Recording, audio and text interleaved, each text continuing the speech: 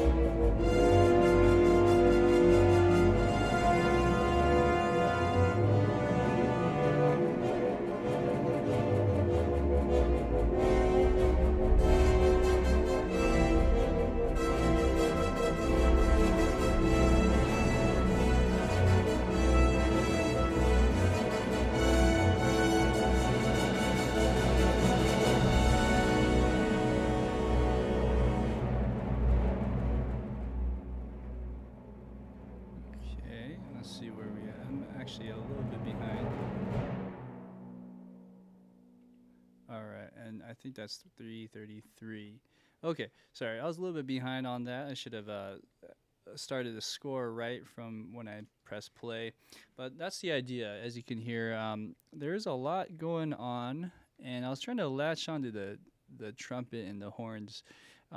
What I was hearing more than not was just making sure that I was on the right measure and I didn't make any mistakes. I was starting to question myself. Oh, did I make a mistake here? But I don't think I was on the right spot. Okay, so let me just hear one thing real quick. I'm gonna go back to 287. 280. Is it really 287 that far? Okay, let's listen to this part real quick.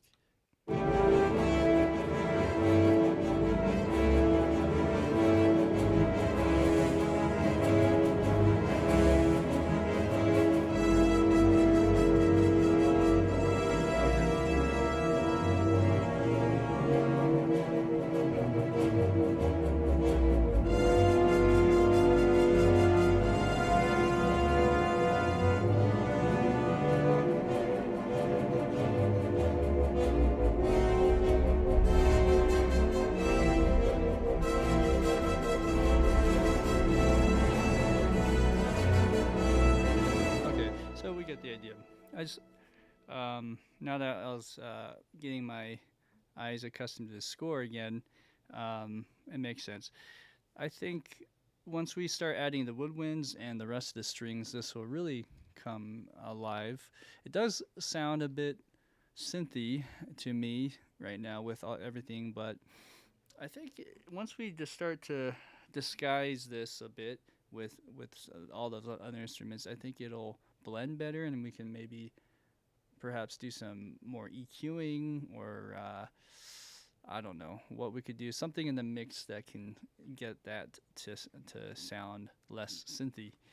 By the way, thanks for asking, Guy. Yeah, I just kind of messaged in the chat there that things have been busy. But yeah, things are going well. I should mention that starting tomorrow, Silence and Other Sounds, which is a sample library company that I've been working with, they're actually releasing a new library called the Nordic Folk Strings. It's a taglaharpa, Nordic instrument that's 3-stringed. And I had the pleasure to write a demo for them and make a video for them. So just be sure to be on the lookout for that walkthrough video if you ever are interested in something more Scandinavian sounding with elements of fantasy music. Okay, so with that being said, let's go ahead and start. Yeah, the basses do sound powerful, huh? 271. What we're gonna do is we're gonna just finish off where the strings are. The strings where we left off was the cello 1.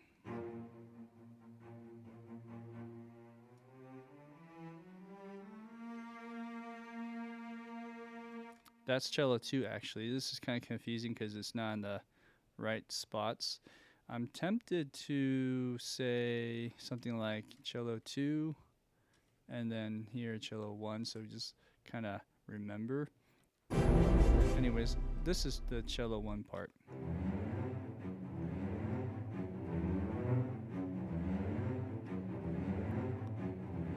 Cool. So that's a nice sounding cello run, and this is just with the performance legato from Spitfire. I should probably put that SFSS. There you go. Okay, then if we're gonna continue that feeling, let's do that with the violas today. And it looks like the violas are playing the same thing, at least probably for the first few measures. Let's have a look-see. I'll actually do it on my big PDF file here. So going back to the beginning, as you can see here, we have cello 1 playing this run, dun, dun, dun, dun, dun, and then the viola doing the same thing in its same octave, same voicing, and as you can see here, it's just doubling, still doubling, still doubling. Let me just double check, note check here. This is A sharp. Okay, still doubling. Still doubling. Awesome. We like that. Okay, so let's take it from there. 294. We are going to double. End of 294, I should say. Also, I probably have been doing this wrong, but when a conductor, goes over the rehearsals and they say, let's go to measures, 271 to 294 or 295. They generally say 295, even if you're not playing the 295 measure. It's just kind of easier to know. Okay, I'm stopping right at the end of 294 and stopping right at 295 where that would start. Anyways, when I refer to my measures, generally I say the 294, if that makes sense. And so when I mark this in the overviews as well for the Composing Live, every video that I do, and if you go into the descriptions and you can see the chapter overview, I generally mark it with that system, the way I kind of envision it in my head. So I've been probably doing it wrong if you were to think as a conductor in a sense. But anyways, just my 2 cents there. Let's go ahead and blend the previous event here and see how that sounds. Okay. Now, that's going to be a problem, right? Because I don't think it goes in that octave. So what I said before, if it's in the same octave, I may have said that wrong. Okay, so of course that just gives me the answer. But in my head, I thought this note here, let me just double check. I thought this note and this note would have been the same, but the middle line is middle C. So if I go 1 octave below that, that's C2, and this is C1. Okay, so I'm corrected here. This is the octave higher of everything, and it's just let's hear how that sounds together.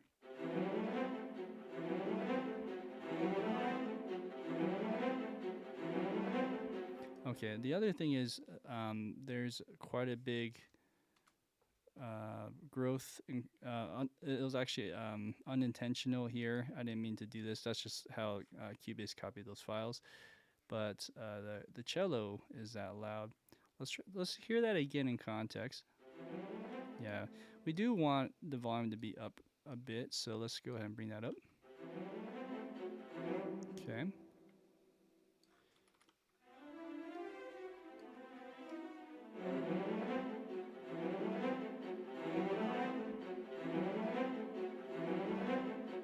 Okay, so we'll keep it up on the CC7 data there, but not as high as before.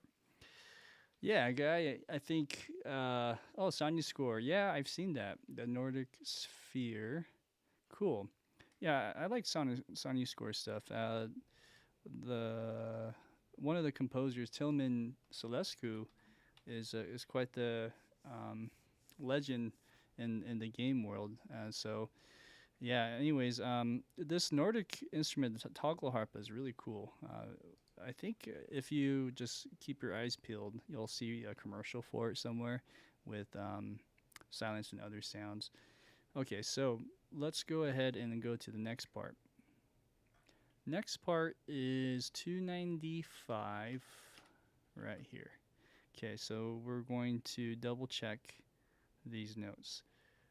So, okay, now these notes are in unison. They're not octaves apart from each other. Let me just double check these notes. This is a G. Okay, great. Now we're in unison. I'm assuming we're in unison all the way through. I'm just kind of spot checking these notes. Okay, up until 301 or 300, the end of 300. But right at 301 it switches. So let's go ahead and do that much. Copy and paste. Okay, so 300 is here. End of that. Okay, we're going to put that over here. Again, let's just make sure that the CC data is in a good spot. Let's delete that.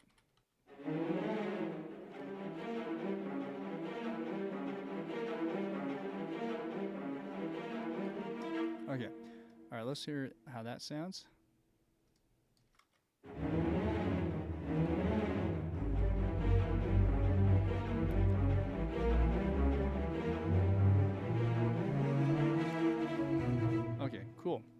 Yeah, talking about bass. Silence and Other Sounds is the name of the company, Samuel. I'm going to type that in. Silence and Other Sounds. Yeah, the trailer came out already, so you guys can listen to that. It's like a 1.5 minute demo. Yeah, it was a lot of fun writing for them. Okay, so with that, then we have the next part. We have this measure at 301 different notes. And then does this go back together? It looks like it does. That is a D, okay. Or let's see. Let me double check that. Yes, that is a D. Okay. Yes. Okay, so we sort of veer off every 2 measures. Well, not every 2 measures. I mean, these 2 measures veer off from what the cello 1 does, but then as you can see here, this is in unison, but then it veers off again. For those 2 measures, 309, 310, then it goes back, although this is probably different. Okay, it looks like your C and F sharp. So now those are fourths apart. Okay, so then it does some kind of harmony thing that's different. It's interesting. Okay, so at least from there we're good. So let's go to 310 or end of 310 and do that as well. So here to 310, boom. Okay, and then 2 measures. So those 2 measures are different, so we'll have to just program that in. So let's go to the first part, which was here. This is 301 to 302. We have violas going in divisi for a second. You have it could be divisi or it could be played with maybe a double stop. So I'm assuming it would be divisi, just because of how they're playing this so aggressively. It would be cleaner to divide that up. So we have A sharp, G. Wow, that's quite the interval. Oops. All right, A sharp and G. And I'm going to actually look at this on my tablet this time.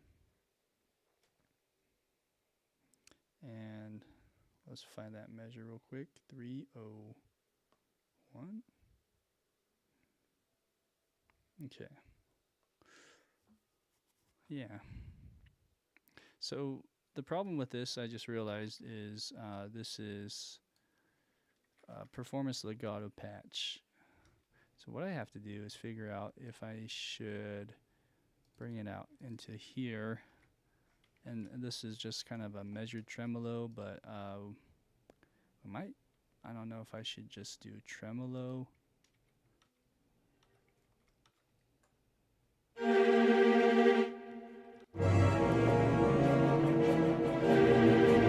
Something like that, right? And then so this next part would be G as well. Well, it's separation.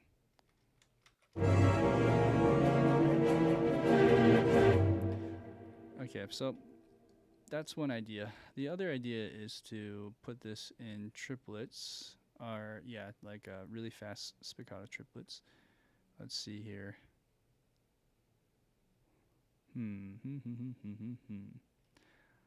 Yeah, they have the trailer on YouTube. Awesome. Yeah, and then there's these measured, numbers that have a tremolo on it as well. That actually could work, because and that's just sheer luck that can work. Cool. Okay, so we might just do something like that. By the way, I'll change the camera angle here.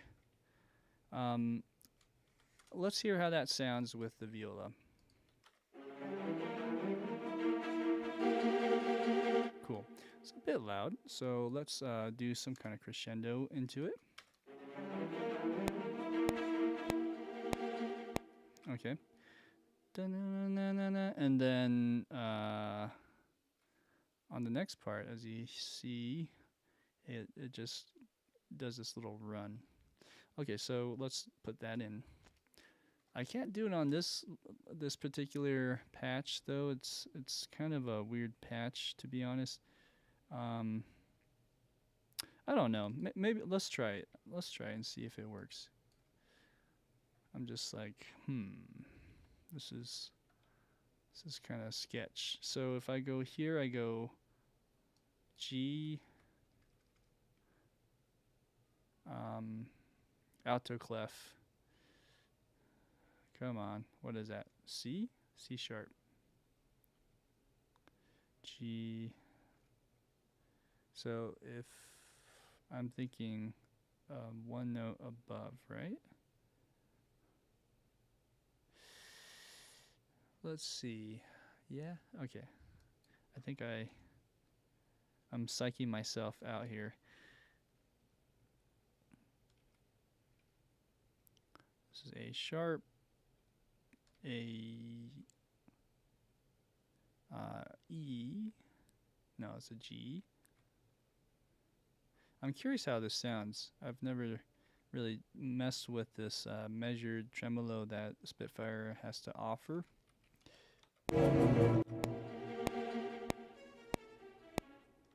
Okay, you know, I'm gonna trust it. And luckily, this tempo, this 150, works fairly well with what we got with the tempo.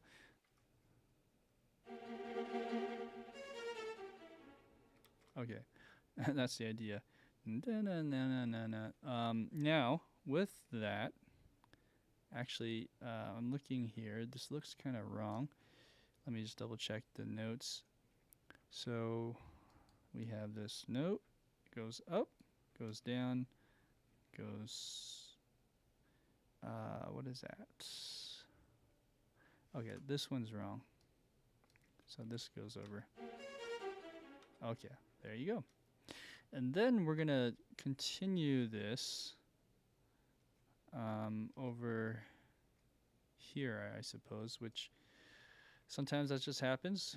This is one line, these two events together.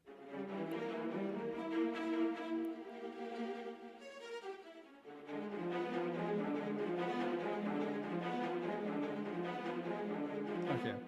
Now the question, I'm just starting to make a realization in my own head here.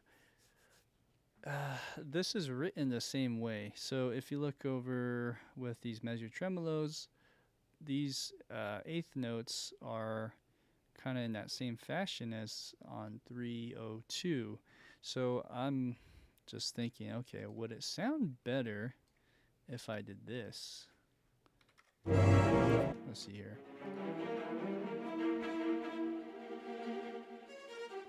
Okay, I don't know. Sometimes this Cubase ramp mode thing really ticks me off here. It does some weird stuff.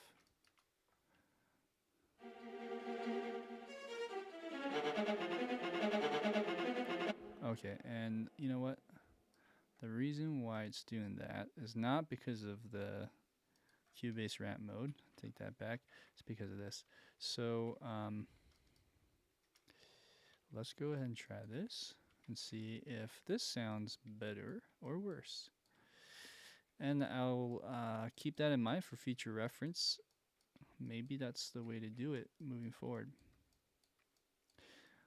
Hey Guy, I just saw your note there. Awesome, man. I'm glad that you like it. It's a cool library. Yeah, I think the walkthrough video should be coming out tomorrow, if not sometime soon. So yeah, just be on the lookout for that. Yeah, I spent a good amount of time trying to explain how the scripting works on that particular library. It's a really cool clever approach on it that Giuseppe, the owner of Sound and Silence, Other Sounds, excuse me, did. Anyways, let's listen to this real quick.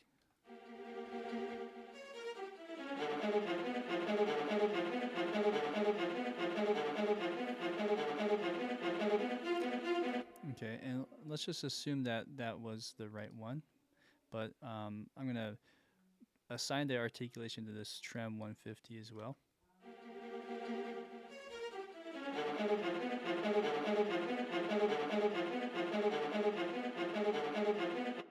Okay, and then if not, let's also try this 180. I'm just curious how that would sound.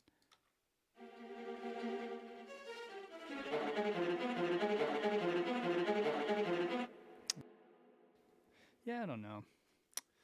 I'm not too sold on that idea, but it is also these are really high, and that can also attribute to like the fake sound of it. Let's do one pass with some fading.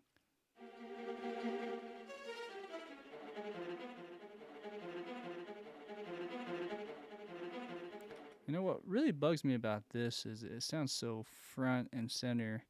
It doesn't sound like there's a lot of room tone going into it. There's just not enough time when these notes are playing through that it's giving us the room tone, if that makes sense. Anyways, okay, so what should I do? I think what I'll do is go back to the first plan, which is use the performance legato of the other patch. I'm going to take this, and I'm going to take this over here into this one. Okay, and let's hear how that sounds.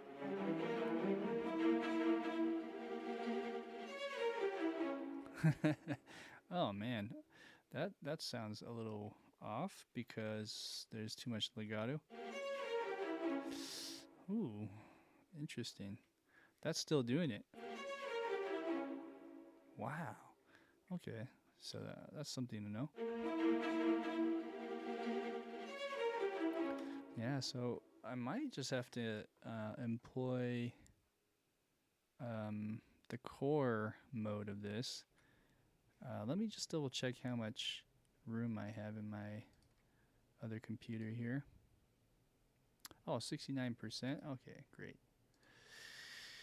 Yeah, this is interesting. I hate when I have to stagger these notes into different instruments, but oh, look at that, it's already on. Great, even better. So what am I trying to say here? This part sounds great. That part sounds good, but I'm just kind of reevaluating how I should do this entire line, starting even here, huh? Actually, no, that's fine. It's the 271 part, so here. So maybe here we move this up to the core. Ooh, okay, let's make sure that we're on the right articulation, which is this one.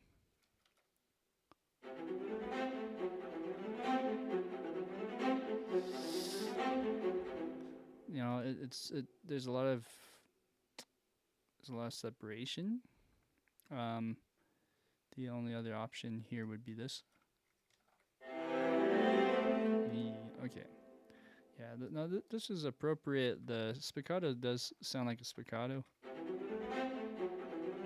but it might be a little too much. It's nice to have a little bit of that ringing out. But then if you're mixing that with the cello, kind of works in some ways, but it just sounds so clean. And when it's written out like this, it doesn't need to be so clean. So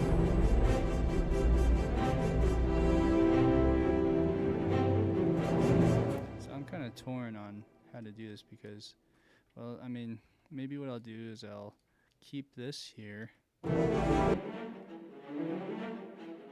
To me, that, I don't know. I mean, that sounds more appropriate. But then over here, what I'll do is change it here.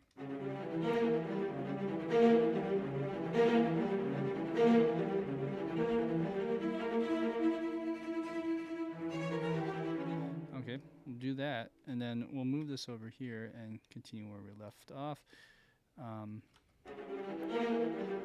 Okay, there's also this kind of exaggeration of an accent that we can probably do away with. All right, awesome. See you, Snaz.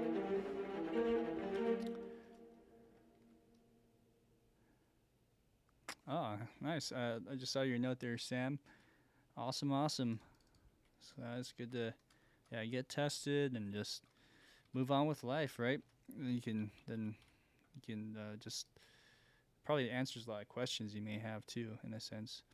Anyways, so this is not ideal, guys. This is not ideal. What I'm trying to say here is, I want to reduce this into maybe at least 2. Having 3 is overkill.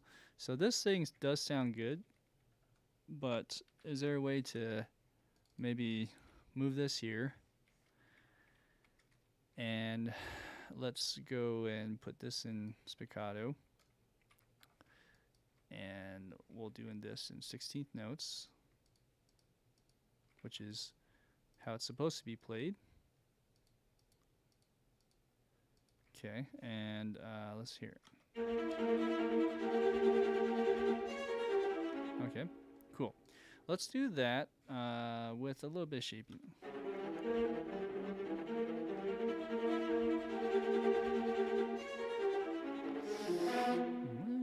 Let's try again.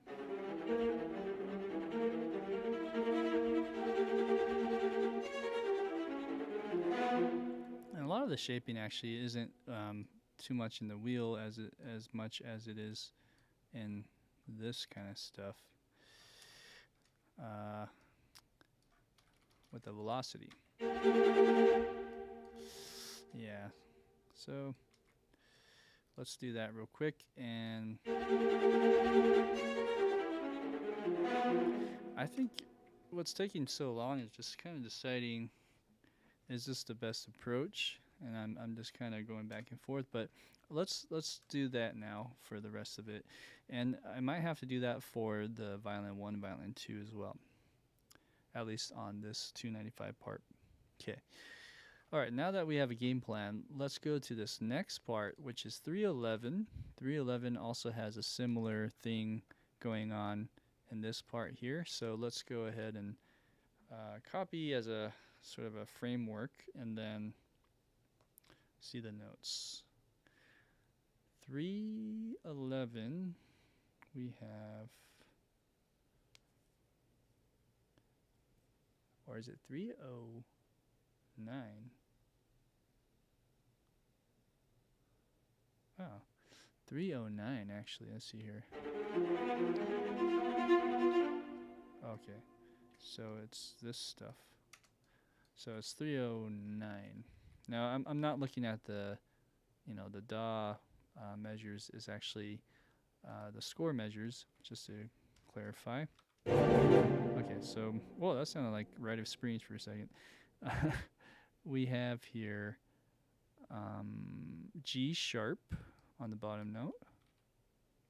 And then we have E sharp is what it's saying, which is F.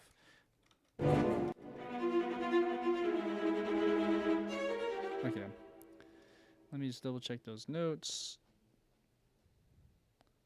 Yeah, okay. E sharp. Oh, that was an E. Let's try again. There you go, that sounds better. And then going over here, we're doing this note again. I do need to make sure that this right here on the previous part is also doing that. Okay. And these notes are different. So it goes G sharp and F sharp. All right, top note is D, D natural, B, G sharp, E sharp again, or no. What is that?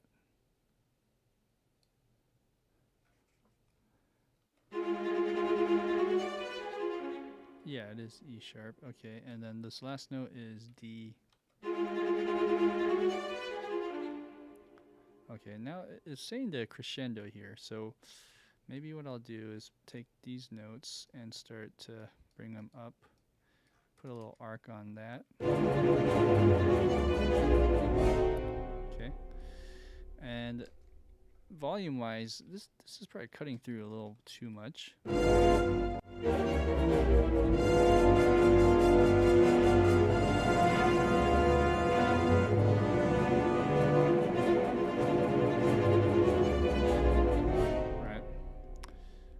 With the violins, it'll sound better, but I feel like it's cutting through a little too much there.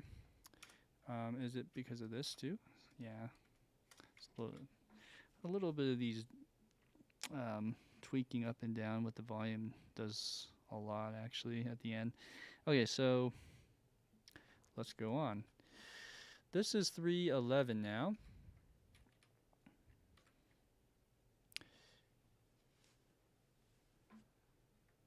When you get paid for lessons, what do you take?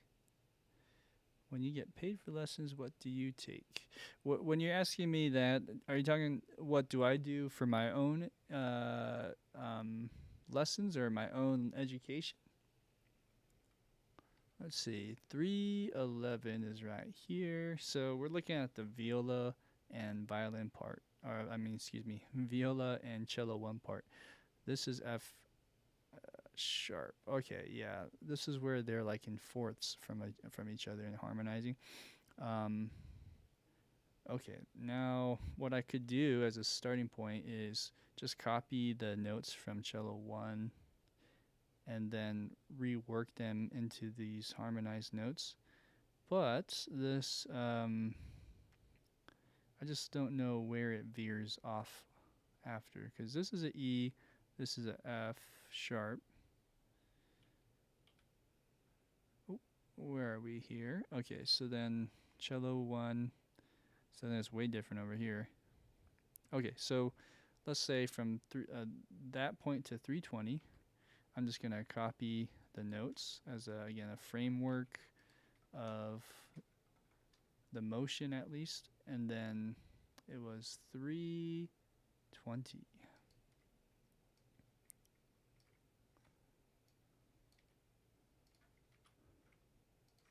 Boom.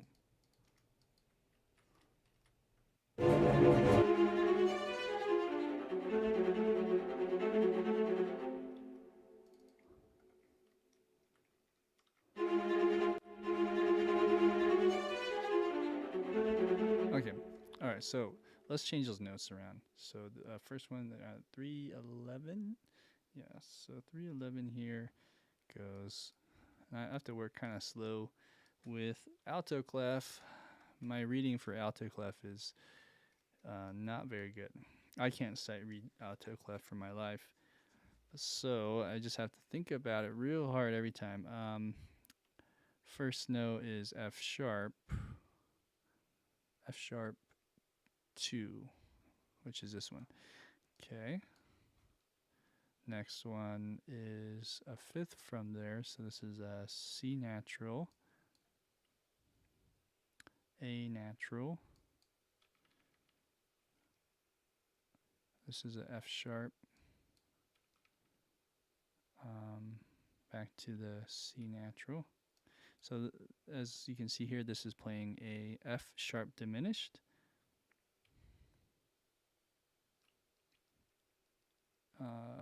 That is an A. With the bass or the cello here. Good. So, what's tough about this part is the cello is kind of hard to hear. So what I'm going to do is bring up the cello a little bit as well, either here or here. I'm kind of debating. Let's bring it up here.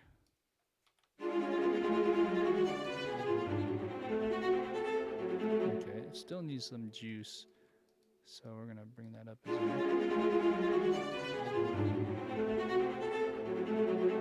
Yeah, it's really cutting through.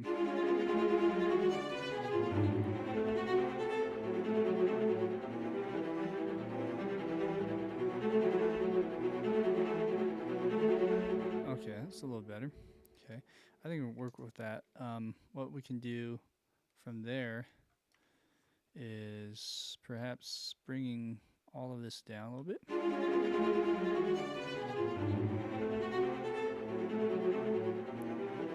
Cool. And I don't know, with this part, I'm debating if I should just bring the velocities down or in the expression. I'll try the velocity for a second.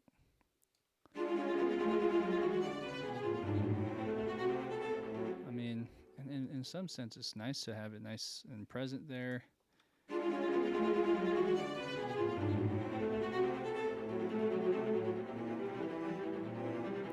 Yeah, I don't know. It's a push and pull. It's a tug of war. I'll just leave it as is. Okay, so moving to the next measure, which is 312. Let's just cruise here, get these notes in through viola. We have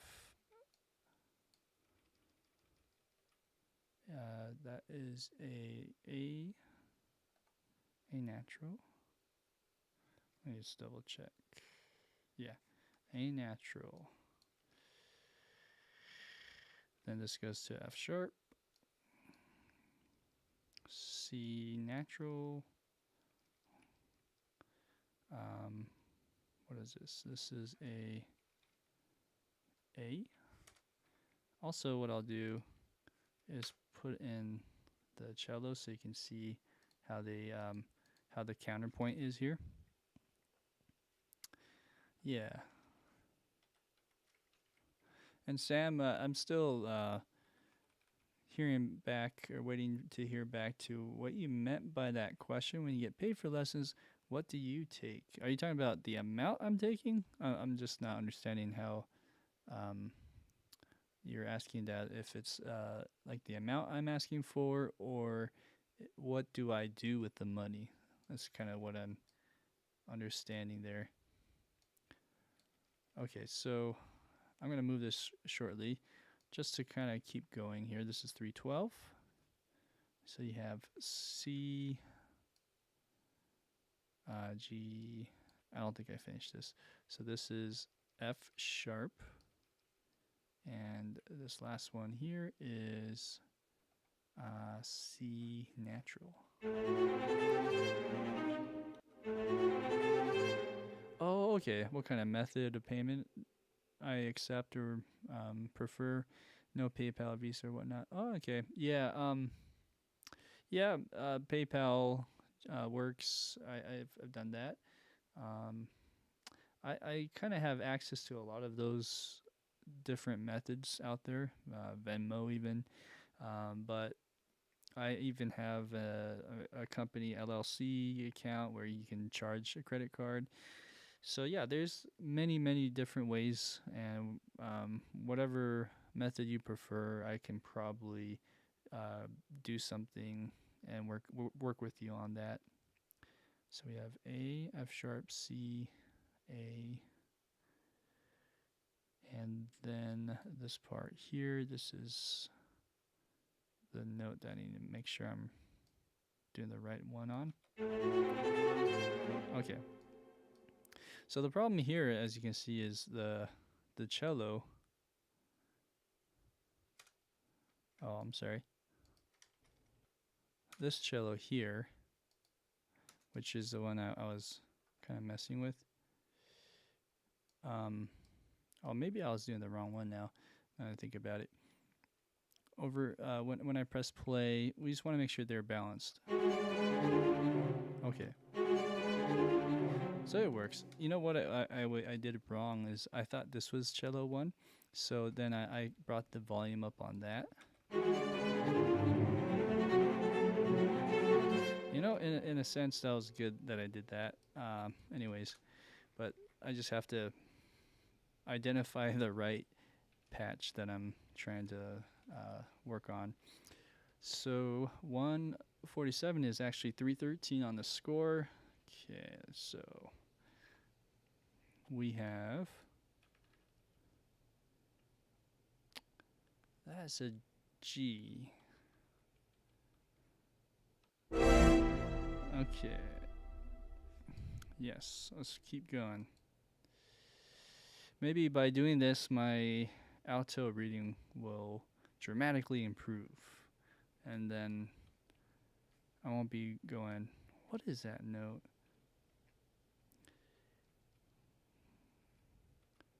G.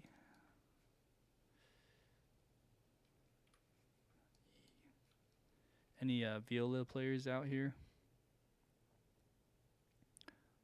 You have C. Okay.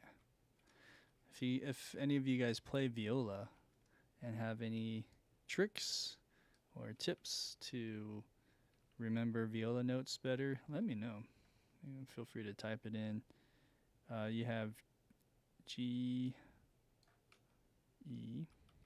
The motion of this string line is pretty interesting. If you notice, it kind of goes, up, down, up, and then goes way down. So there's a big leap down or fall, and then it goes down again. Especially this C to a G. That's a big interval. E, C, G, E, C. Okay, so you kind of see a pattern here. It looks like these are repeating twice.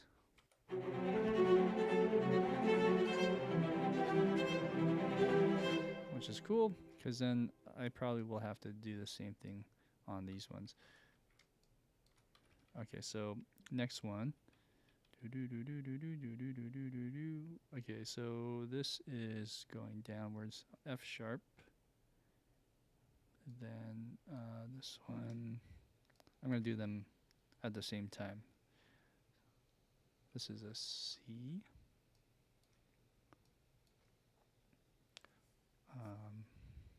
A. This is a E.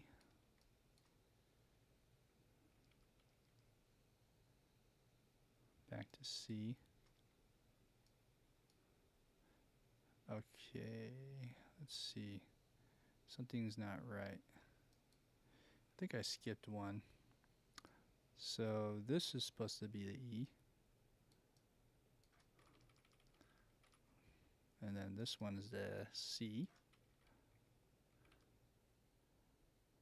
And then the last beat is, what is that, F sharp. Okay, I'm assuming the next page, the next bar here, it's the same.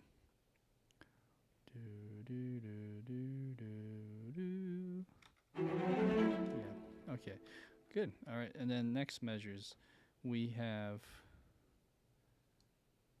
F sharp.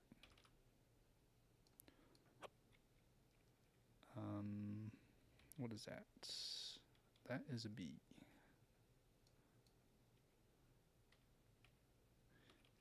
Okay, so they're kind of overlapping. This seems kind of weird to me. I might have a typo in the cello here. Or did I skip one? No, this is right. So it looks like I have a typo in this cello, which I'll need to fix in a second.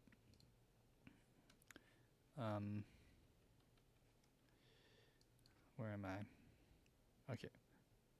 A. D sharp. B. Is that right? Okay. And this is F sharp. Okay, so going back to one of these measures, what was it? This one? Yeah. So on the cello 1, looks like I accidentally put E when it should be D sharp. That makes sense. Okay. Silly me. Now I just want to make sure, is there anything else that play the same thing that I may have copied and pasted? No. So that's just a one-off mistake. Now after this part, this is now measures the 318 in the score. In 318 I have something similar. So I'm just gonna go ahead and copy that over. Okay. Is that right? Let's see. Nah, that's not right. So okay. So over here, I'm looking at the wrong measure. It's a little bit similar, except weird. I think I may have done something funky here. Okay, so let me backtrack. This part doesn't seem to be right anymore. I think this one is one measure ahead. Should be over here. And okay, so these two measures should be over here. Like that. So what does that mean for this piece? Let's see. Let's meet this.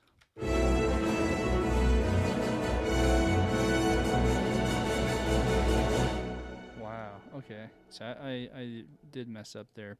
So let's go back to the cello for a second. On this measure,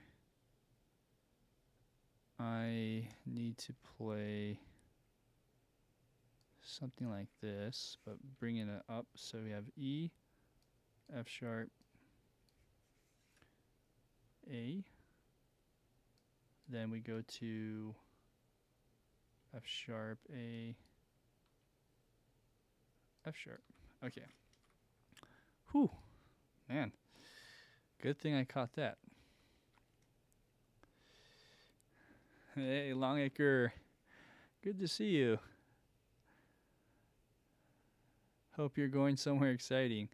Not any time soon at this point. It's just been working in my little man cave here. Okay, so we have the notes. This part is going to be playing F sharp, which I have correct. This one is C, A, E, C, and F sharp. Okay, let's go ahead and solo this actually. Okay, I might have looked at the wrong measure. Okay, so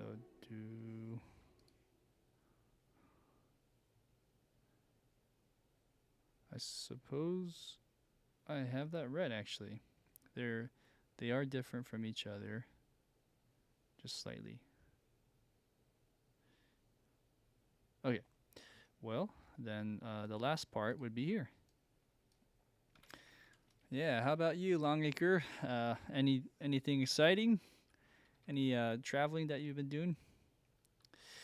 I can vicariously live through you. Let's see, we have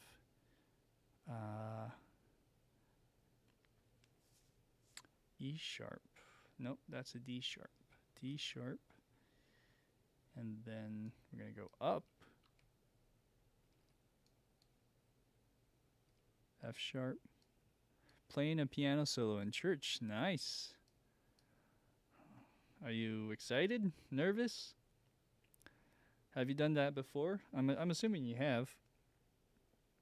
But if it's the first time, that's really exciting. D sharp, A, F sharp. This is B, F sharp, B. Okay, let's hear how that sounds.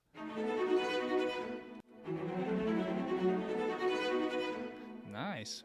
It's a first. That's cool. Well, I hope you break a leg, as they say. All right. And not a finger. Okay, so now with all of this stuff here,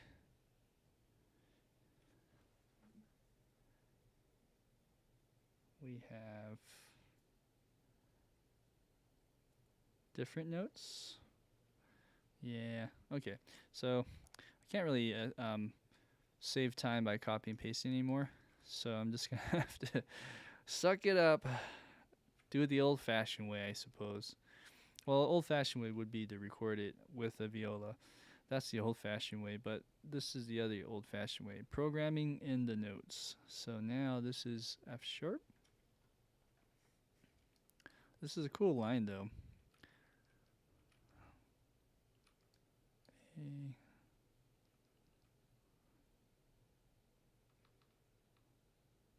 G. Let's zoom in just a little bit. B. F sharp. B. Whoa, hello. Okay, this seems kind of high.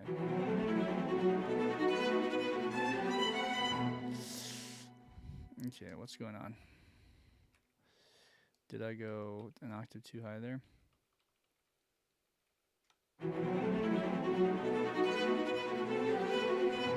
Okay, that sounds better. Now, what I should do also is just make sure that these are all in spiccato, because somewhere in this it just lost its articulation. So let's make sure these are spiccato.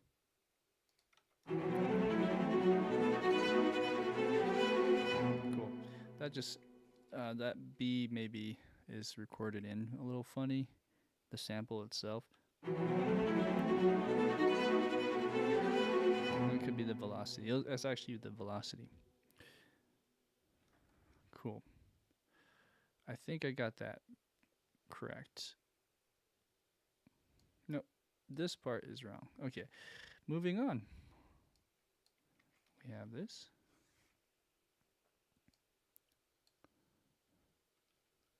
A. Oops.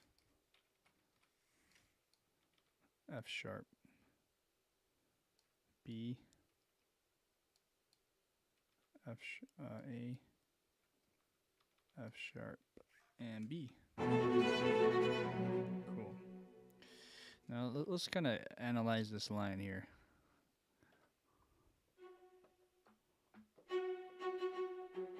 So it goes.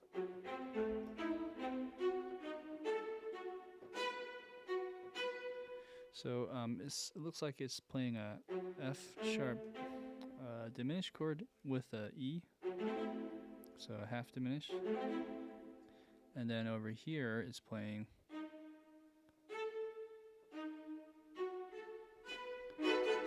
so this is a B dominant 7th chord. So it goes one more time. And then on this measure, it just continues out. And then same here. Okay, so let's look at the next part. Next part we have this big drop off. And then Viola keeps playing something similar. It goes da da da da da da da da da da da. Man, it'd be easier to almost play it.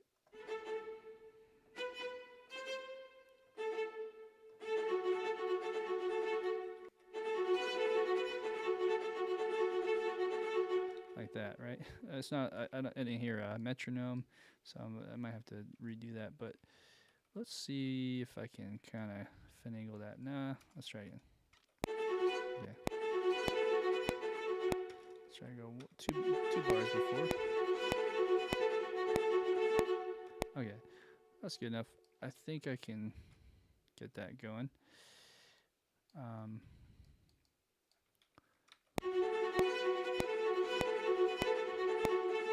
Okay, now let's do that over here.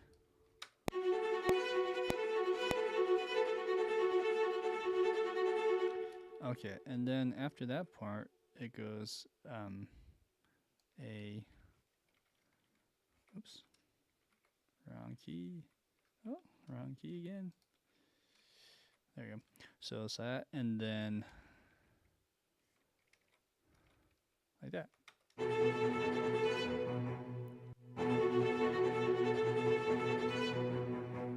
Okay.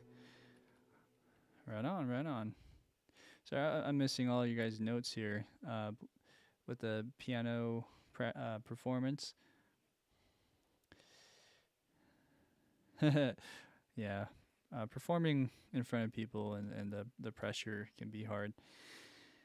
It'll be good though. It'll be a good experience to play in front of people and yeah, just have that under your belt. And yeah, then you can move on, like you said. We'll have to listen to your next masterpiece, Tom. Okay, so you have this part here playing that, and then we have this here. Boom.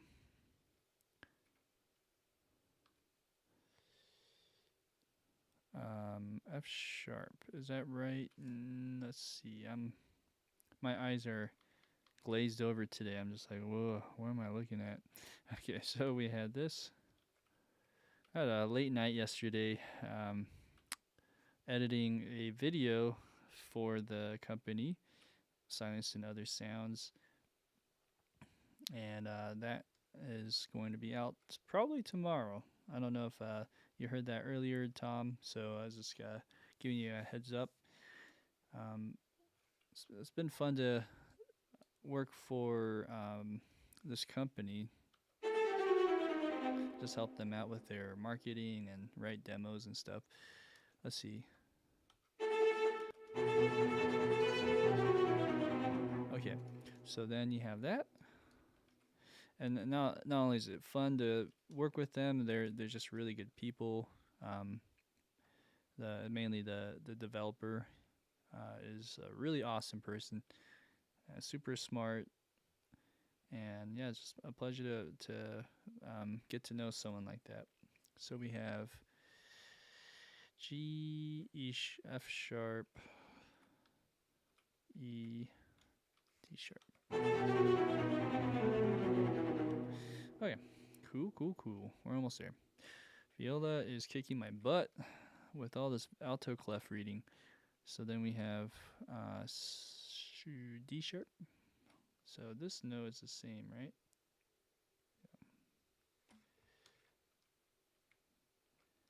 Yeah. F sharp.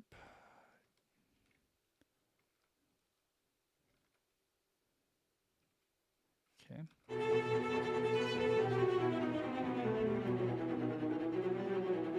Okay, and then this is going to be going down to pianissimo shortly. But let me just make sure I have the right notes. D sharp, E, F sharp. Oh, wrong note. E, D sharp, E. Okay, so from there, we're going to do it again, but instead of going this side, we go down. Okay, yeah.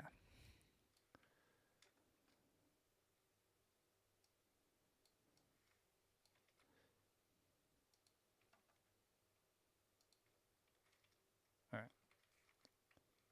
And then let's see how this looks. Yeah, so definitely shape in the velocity. Kind of like, we'll just eyeball it. Wow. Those samples are pretty good. I'm going to kind of just shape it a little bit more randomly.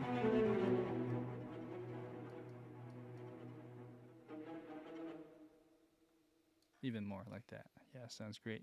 Okay, So then let's hear how that sounds.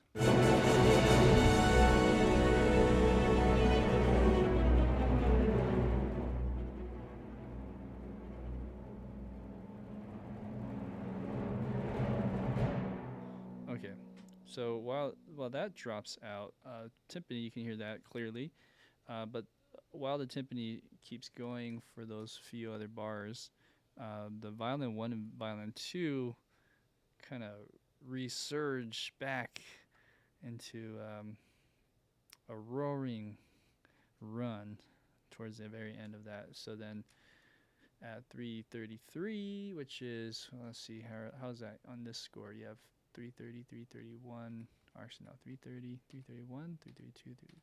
So on this bar, let's write that down, 333, it gets really loud again.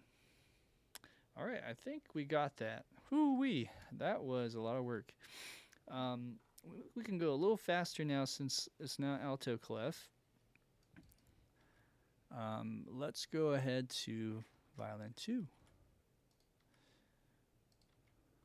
Also, we can go a little bit faster now because the viola also plays something similar to the violin 2, I think. At least the motions are the same. The notes probably are different though. So let's analyze that together too. I'm going to find it on my iPad first. 271. Okay. So, boom. Over here, and maybe I'll zoom in just a little bit. You know, I wish when zooming in, these notes are clearer, but they were scanned in and so blurry. It's kind of hard to see sometimes. Anyways, the viola here is playing this with the cello 1. Now, violin 2 is doing not exactly the same stuff, but at least for here, it's okay. And then it almost sounds like violin 2 and violin 1 are doing their own thing. There's a certain pattern here. Let's take a look-see on the next page. Oh, yeah, and then there's these weird triplets that happen in the violin 1. It's just a little kind of like an embellishment more than anything. You can look at it as a grace note. But over here, wow, that is funky. So violin 1 and violin 2 are acting kind of like one unit right now. And I didn't even notice that until looking at it just now. Okay, so it's like doing that for every bar leading up into 296. Wow. Okay, this is actually going to take a bit just because I thought it was going to be similar to what the viola was doing, but I stand corrected. So let's go and do that. So 295, 295. I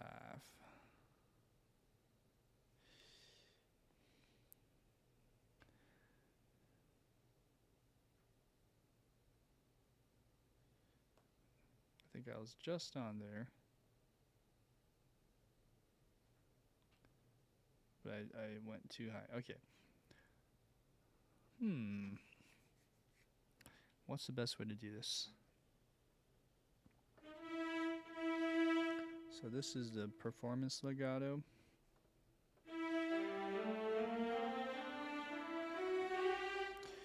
Maybe what I'll do on this one is write it in. Zoom in just a bit. And we don't need this. So I'll just write it in with 16th notes.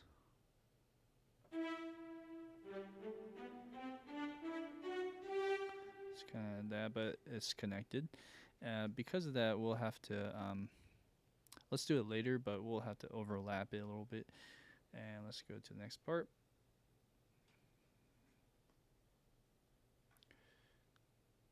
After this note here, okay, here we are.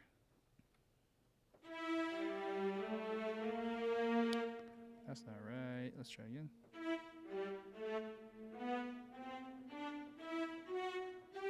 You kind of have to do a detache type of feeling for these no inputs to really register. So let's do the next one. Next one.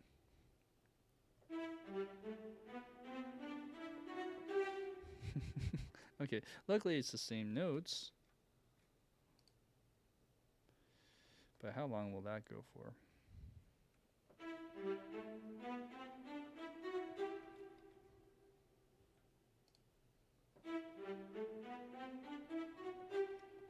Looks like it's going to be doing that for a while, huh? Okay, next page. This is 278 in the score.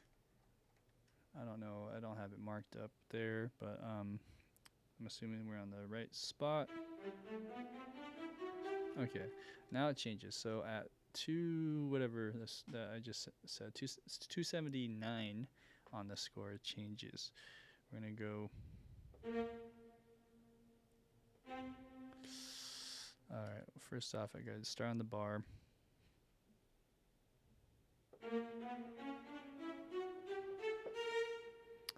Okay, so B flat. It's actually written as A sharp in the score, but the top note is written as B flat. So I don't know who to believe, but it's one or the other. Maybe because there's a B natural. That makes sense. Okay, so then over here we have same thing. Okay, now that I see patterns, which I'm not, I feel a little bit more relieved. I can take a little breather and copy and paste some of this. We can go to the next page, which is measure 291 or 281, I think. 281. All right, now you're just copy and pasting this one for 3 times. Next page over there is same thing. Yeah, great. Good old repetition. Okay, now this is where it changes. You have, let's record this in.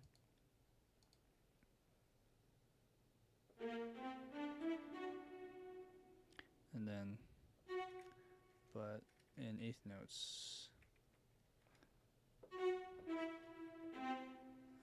And then same thing. Oh, hello.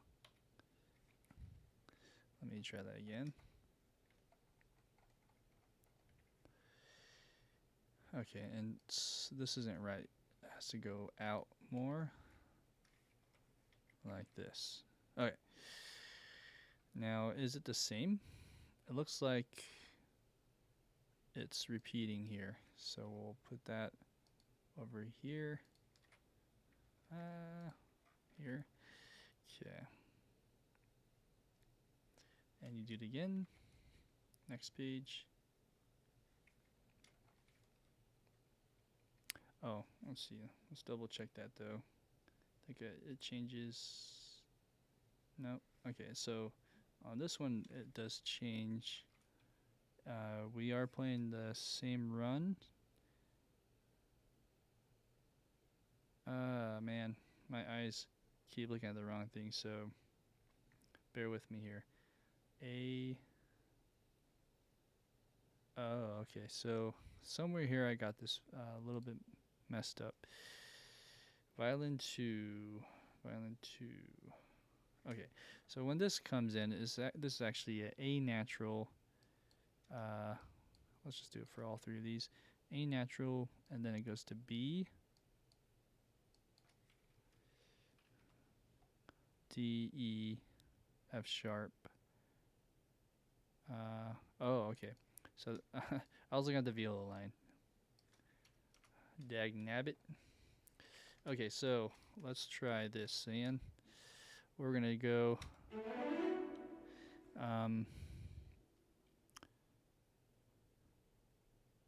right here. G, A, B flat.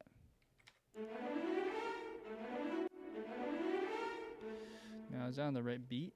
It might not be on the right beat, so that means I am missing a note. A, B, C sharp. There you go. Okay, good. So that happens 3 times.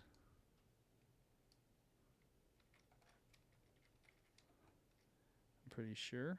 Looks like, yeah, the notes are the same. Over here, we have the same thing. Okay. Now it changes. So let's do it note by note. We have G sharp, B sharp, C sharp, D sharp, E, F sharp, G sharp, B sharp, and C sharp. Doesn't say the sharp, but it is, because there's a C sharp down here.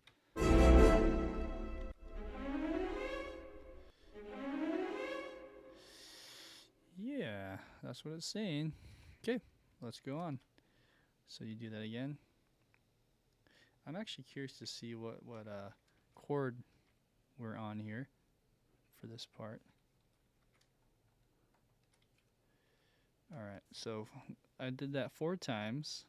There's a pretty easy pattern to recognize. You have 4 of these, 4 of those, and now we are at what measure? This is 295 in the score. I might have to just write this in. Easier to do it this way. And we'll do 16th notes. Okay, so it goes. Then you go over to here. Yeah, same thing.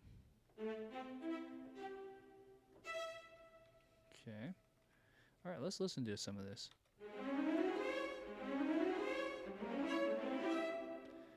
Okay, yeah, that's what it's saying.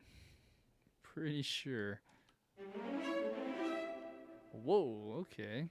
That's weird. Let me double check that in the score real quick.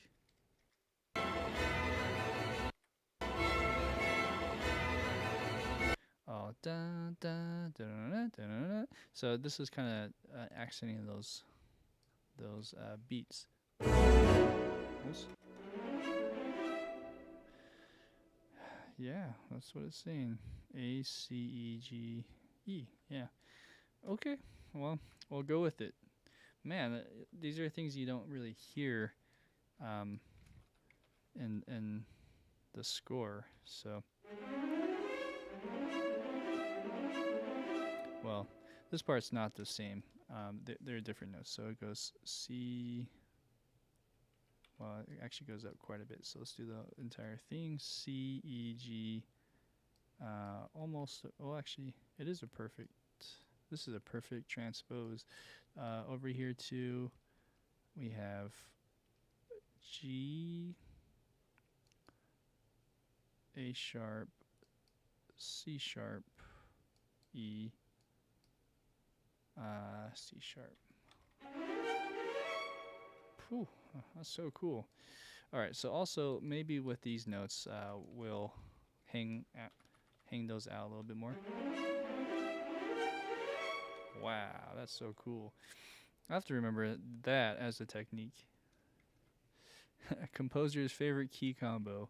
Control V. Yep. Good old Control V paste. Control C too. Don't forget the Control C. All right. So after this part here, we have E. Okay. Now this is where it gets a little tricky. I'm gonna commit to staying with this patch, even though this might not be the best patch for like measured tremolo. It might work. It might be convincing enough to just keep going with it. So over here we have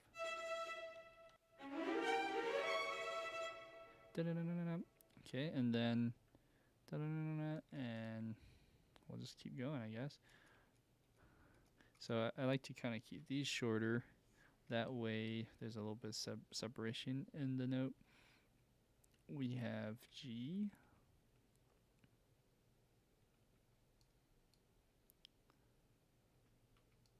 E sharp, E. V is used more than the C. Yeah, fair enough. Okay. Same thing. Okay. I think I'm going to record this thing because this. I feel like I have more audience participation, or not audience participation, but I feel like I get a little bit more out of it by playing. I'm more engaged, I guess is what I'm trying to say.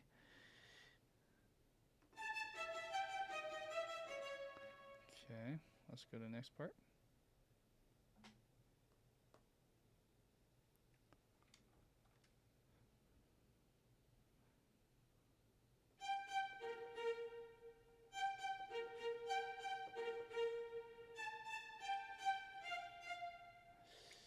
Ooh, should be F sharp. Oops. What did I get wrong? A, G, F sharp. Oh. Yeah, that looks weird. What is that? 2 F sharps? Yeah. It's just so the printing looks like they're slightly unleveled, so it doesn't look like they're the same note. But it is. So there you go. C.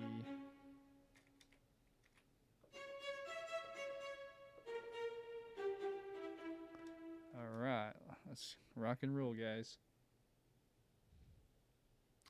Then this is actually different. Oops.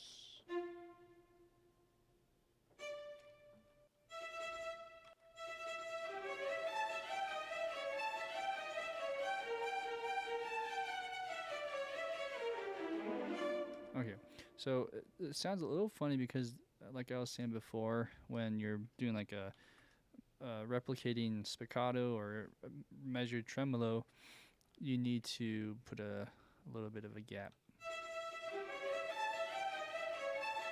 Sounds better. Let's see if I can get it even more.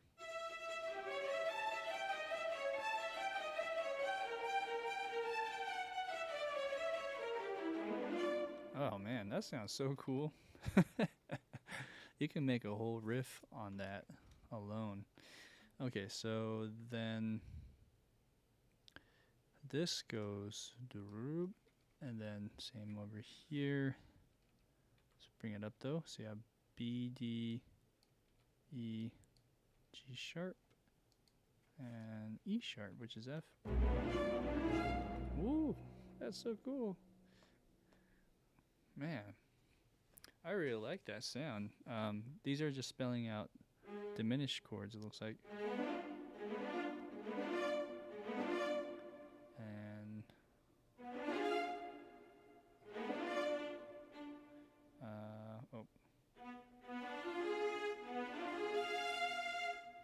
oh, I see. One more time. That's cool. I understand. I'm just gonna keep playing that so it's in my ears. So when I go to sleep, it's just gonna percolate, and I'll write something like that in the future. Okay, so anyways, jokes aside, let's keep going. So this is part of that whole G sharp diminished. Even I think this one too, maybe. Let's double check. You have E. This is actually probably a different chord. Oh no, it's spelling out. Yeah, it's still spelling out that particular series of notes. It's just the E sharp kind of throws me off a little bit, but that makes sense. Okay, so we have that. Okay, next is this. Same thing. So we're just actually just going up this chain of G sharp diminished, right? That makes sense to me. Woo! That's so cool. And I noticed that there's staccatos on those notes, so even though it's an eighth note, yeah. I'm actually debating now, was that how it was in the previous? Yeah, it was. Okay. So over here with these kind of runs, I lengthened them, but I didn't realize there's staccato on top of that. So let's just do that. Let's make sure that they're staccato. Ah, that's so nice. Okay, so then you go to this next part. This is measure 297. 297, you have E. All right. And let's just do this again. So we have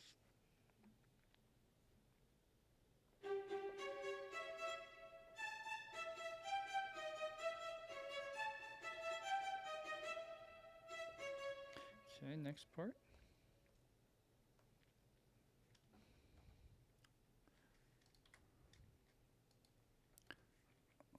And for some reason this is like shortened out quite a bit.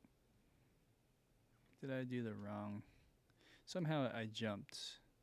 So this is viola. Where am I?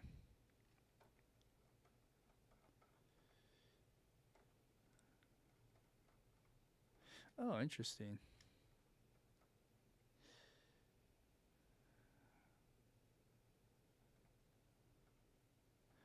Oh, okay.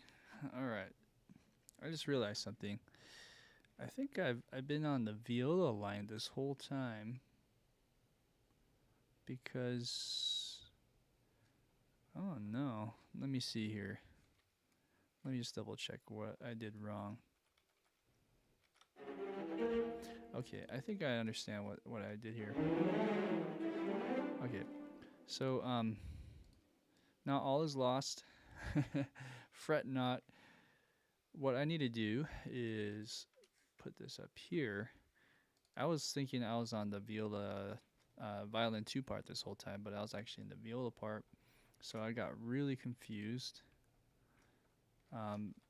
But nothing got lost, so to speak. We're actually kind of towards the end of this run here, anyways. I think, unless I skipped a bunch, I may have. Okay, yeah. All right, so let's just double check something because I could have done something really wrong here. Okay, I totally understand now what I did wrong. I thought I started at 271, which is over here, but I was on the wrong measure the whole time. I was quite a bit on the wrong spot, so I'm just going to pull that back, and this should actually sound correct. So I'm going to press play and see what happens.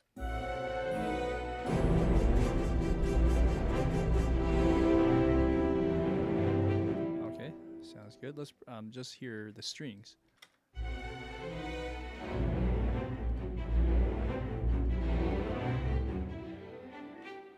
Nice. And I'm not opposed to bringing the volume up. I just this is just common practice for me to make sure that nothing goes drastically loud.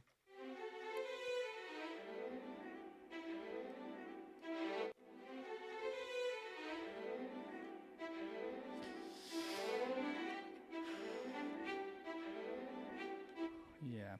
So that sounds right to me. Anyways, going over here, yeah, soloing the strings.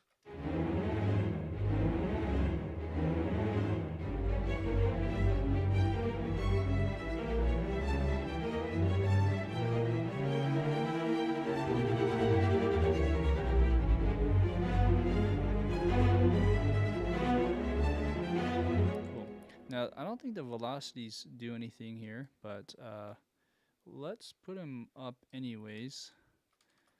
And when I say this, because this is a legato patch, but I'm going to put them up to a certain amount at least, and that might just help mitigate some of the portamento slides or anything that might kick in. And then the other thing is I'm going to bring up this fader here.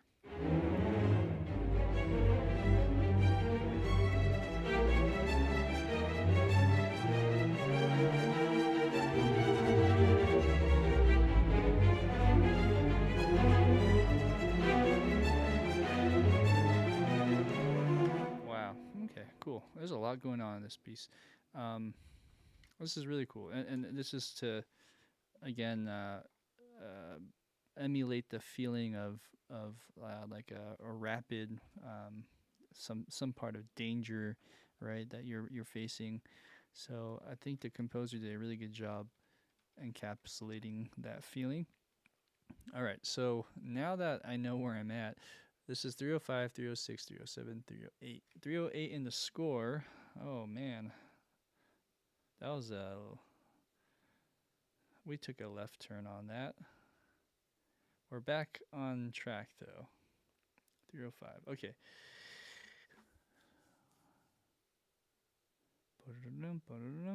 So now I'm seeing that this is actually no, sorry.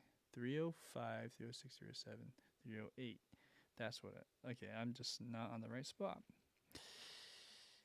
Let's check 307, make sure that that is correct. Okay, so you have A, E sharp, G sharp. I think I maybe have started the note and then never finished because I got lost. Okay, so this is saying a D double sharp, guys. D double sharp is just E, but and why is it written that way? Is always confusing, right? So whenever there's a D double sharp or any double sharp, it's signifying some kind of diminished chord a lot of times. Anyways, we'll have to come back to that. That's a very interesting one. What measure is that again? That's 305, 306, 307. Okay. And 7 is kind of like a number of bad luck or good luck, depending. So that's good to remember, 307. I'll come back to that. I'm curious to analyze that chord as well. I'm going to do that so there's separation.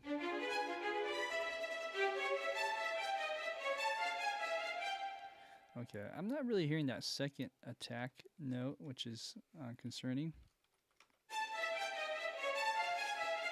I kind of hear it every now and then, but it's really faint. So I'm just debating again. Should I move this over to the core like I did with Viola? I might have to. It'll sound way better, I think. So this stuff is fine because those are meant to be legato, but over here, this stuff, I might have to do that. So if I did this and put this in spiccato instead, this one too, like that. All right, anyways, let's also just put it to the grid like that. Okay, let's hear how that sounds. Yeah, you need that extra tension. So if that's the case, let's bring this down. Whoa. Hello. Let's hear that now.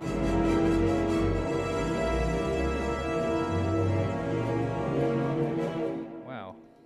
That's a big difference. This is stuff in the beginning. Oh, this is just the little plucky notes. Okay, so we do need to bring this up quite a bit. It's better. Let's bring this up as well. Oh yeah.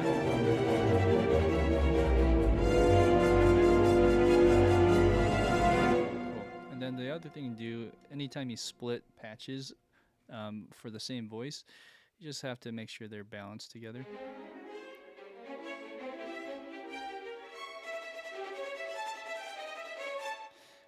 These will sound better as well once you overlap them.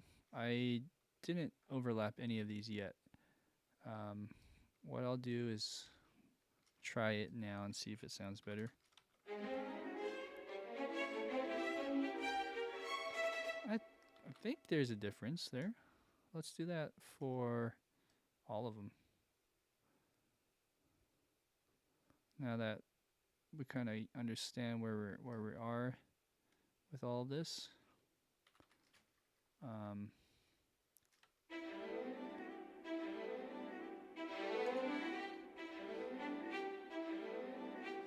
kind of have to do something like this too. Like a little crescendo. Hopefully this won't take too long. What I'm going to do is just copy this over. Something like that. Oh, hello.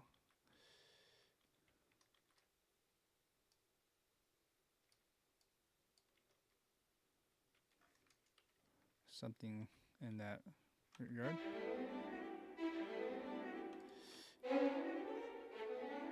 Anyways, yeah, a little crescendo helps.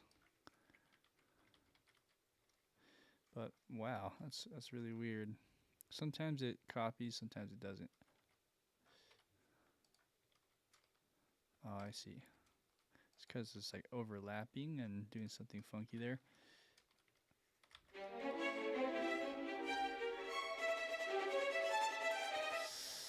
Yeah, so I feel like I like the volume of the spiccatos. What I'm going to do here is bring up this even more.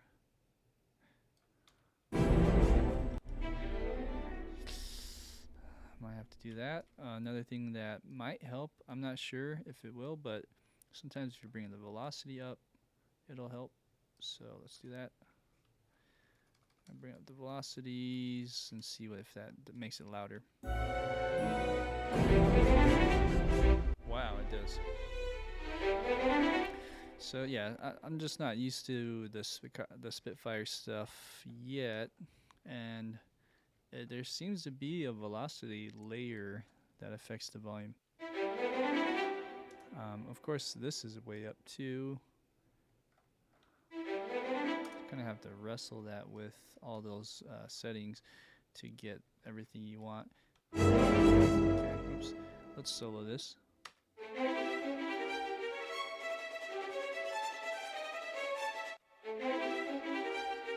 Okay, that's better. So now maybe let's bring this down. All right.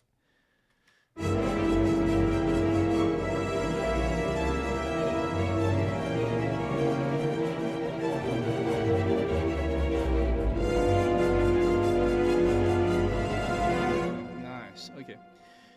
Awesome. Hey, Don. Oh, actually, not Don. Sentai Ranger Donnie. Good to see you.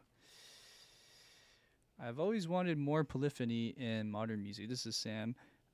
This definitely is a masterclass in polyphony for the orchestra. If there's any other pieces, please tell me. There's plenty out there, Sam. I don't even know where to begin. Yeah, polyphony in modern music. That's a good point. There's still a lot of great music orchestrated out in film music everywhere. Like, I don't know. I've been listening to the Hogwarts Legacy soundtrack. I highly recommend it for that John Williams type sound. In fact, a lot of the composers that worked on it are here in Utah, which I'm really happy about. One is a friend of mine, and I'm really happy for their success.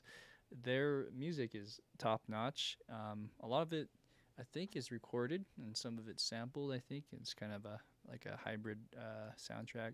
Don't quote me on that though. I think that's just what my ears are picking up.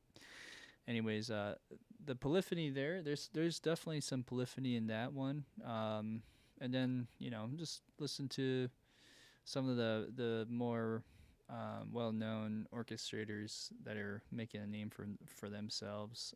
Gordy Hobb, Stephen Barton. People like them are kind of carrying that torch. John Powell, of course, you know, and some of those guys like on the How to Train Your Dragon. Anyways, going over to this part, um, we're gonna just finish the violin 2 off. I'm just getting so excited listening to how this is all coming together. It's also making sure that we're getting the right sounds that we want. So going to this part, this is 306, 307, 308, 5, 6, 7, 308. All right, we have G sharp, B,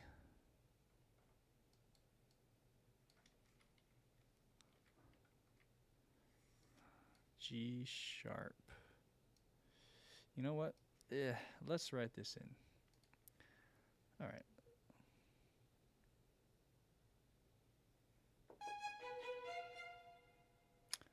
Ooh, that sounds cool, but it's not the wrong. That's the wrong note.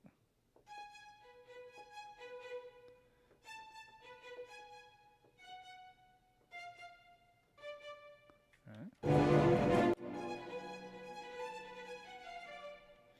Cool, cool. I probably can play that harder because this is and it really needs to come through. Yeah.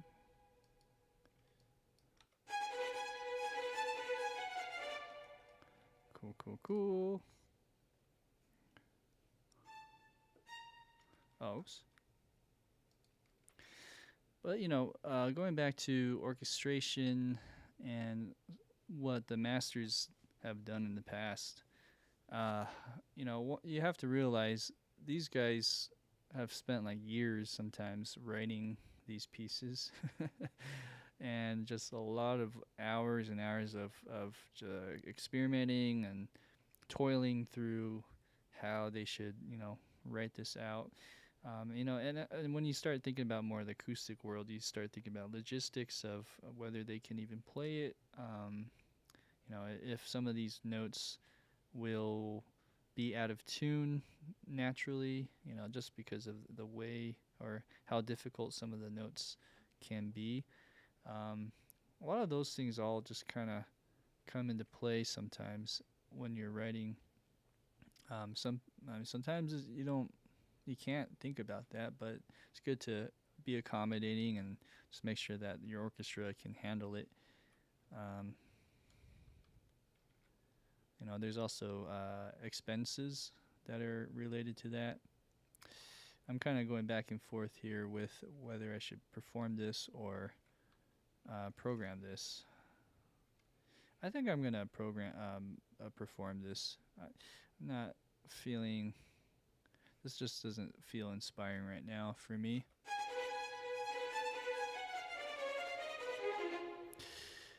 I'm gonna go ahead and bring that up a little bit. Okay. All right. So now, after I correct that note, I think I'm just gonna record these in, or not record. This is like semi-recording, but you guys know what I mean. Okay. So from here, we have.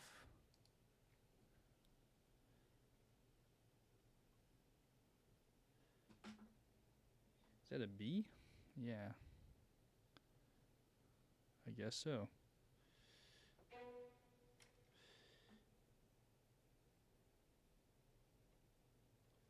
It might be a C. Man, that's hard to see that. So 311. Maybe if we were to look at it together, so 311 is right here. I don't really see a note coming through that, but looking at these other notes, you have C's and you have a F sharp, and then this is an A. So I'm assuming this is a C. It's just so blurry. Anywho, Okay, so let's dial that to a C. Okay, let me try that again. Oops. Oh, it keeps putting that in the same beat. Why is it? Wow, you have to play really slow. Is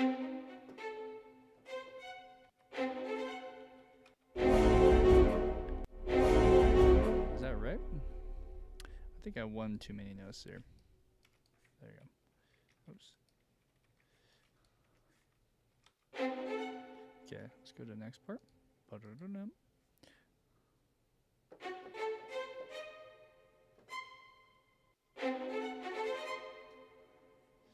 Yeah, okay. Let's keep going. So 312.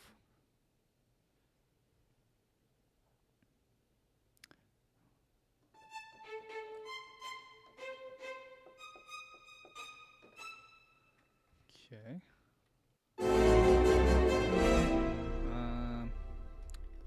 You know what I did? I must have clicked on something because I heard a click and it skipped me over. Let's try again. Let's try again.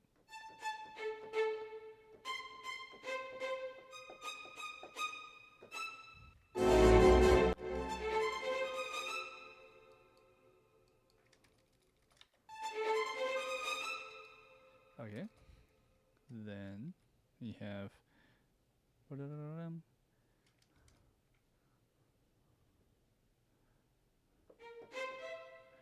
something like that, but not in the right spot, huh?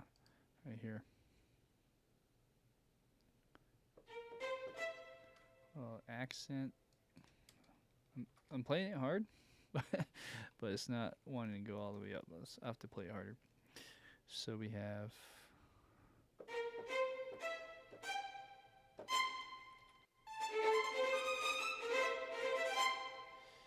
Okay, so this part's interesting.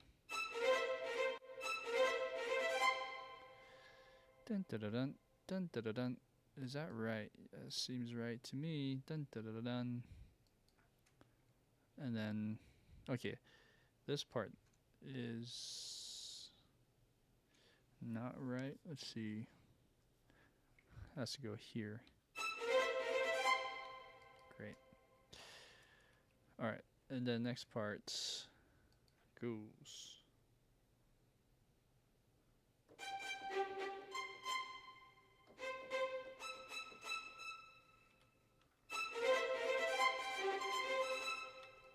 Da da da da. And then here we have moving to the next. Oh, hello. Right here.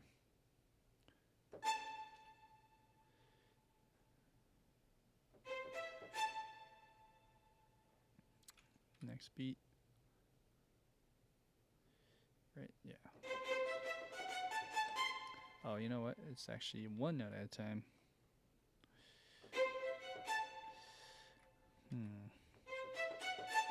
There we go.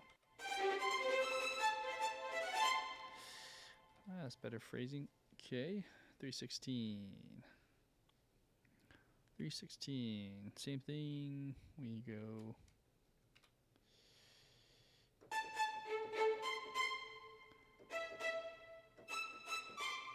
Oh, hello.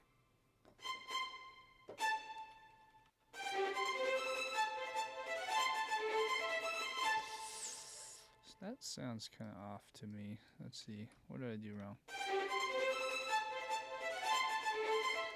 Maybe it's just the accent. Okay. Let's double check those notes. Cool. Alright, this part, maybe this note can go down a bit, and then we have. Let's try a little louder there. Okay, bring this over. Next is.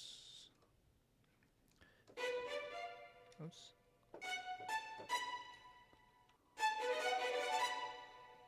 Okay, is that right? Sounds kind of jazzy there. Ah, there you go. Even better. Okay, 152, which is measure 318, and the score goes.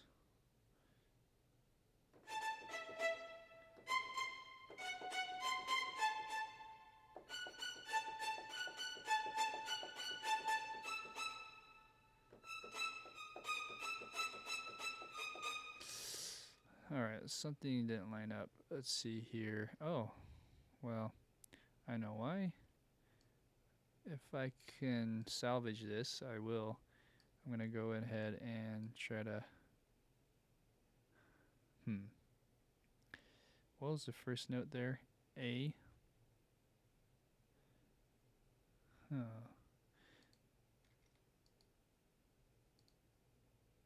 Okay, let's see if that's right.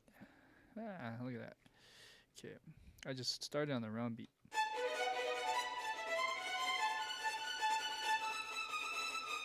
Okay, now the phrasing is a little funky.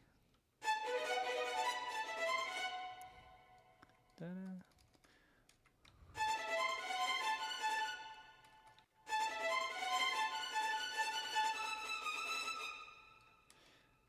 Oh, hello. Okay, so where are we at here? We have 150, well, the F sharp. F sharp, A. Da-da-da-da-da-da-da-da.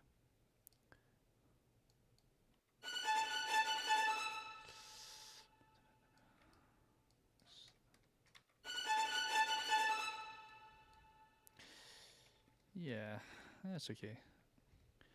Let's just keep going. So you have this da da da da da da da da da da da da da da da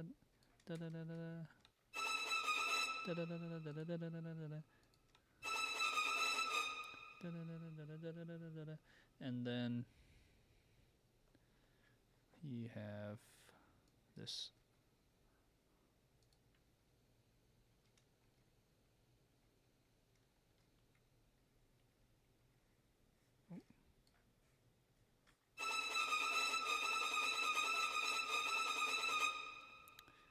It's going so fast. The samples are, the scripting at least is a little bit sloppy.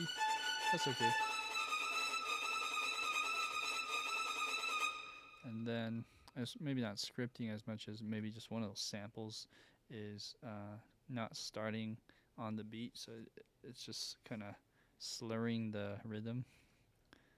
Right, so then over here you have, yeah, let's put this in.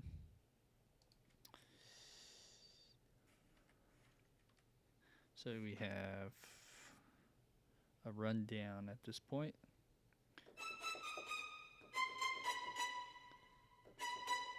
Wait, oops. Hello.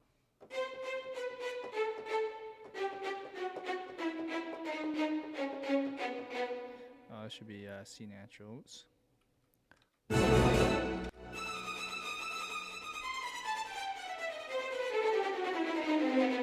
Cool. All right, so that's a great run. It's another cool orchestration moment. Let's go ahead and press play, unsoloing everything.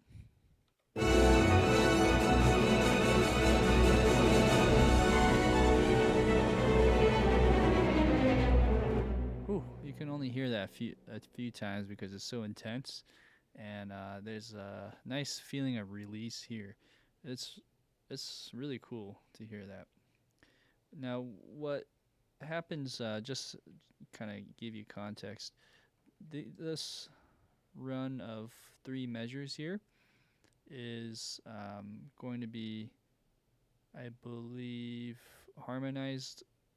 I thought it was going to be an octave, but it's harmonized at a sixth above with violin 1. So once we get to that point, you'll see a 6 movement in parallel motion there. Okay. Then we have A. Just going da da da da da da da da da da. So this is fun because this is in spiccato or spiccato, and this A would be down here. So still forte-ish. You know what? Let's bring this up so I can see.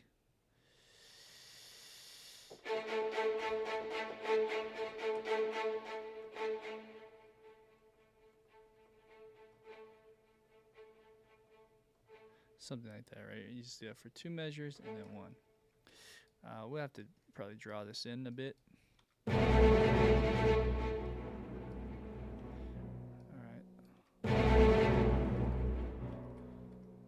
So let's start it here.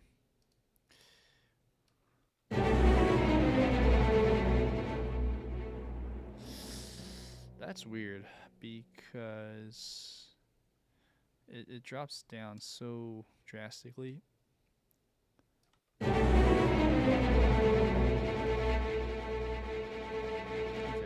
so I'm just wondering where is the nice threshold or sweet spot for these velocities.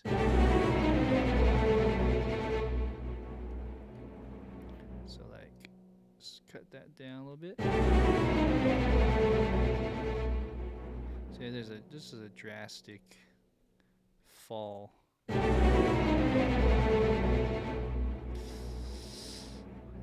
I don't know what's the best way to approach that. Maybe we'll use a little bit of this in there. And you can really hear that jump in the velocity. So like somewhere around here, we'll bring it back up so you can hear the more of the nuances, while not hearing that big gap between the noise. Let's solo it too.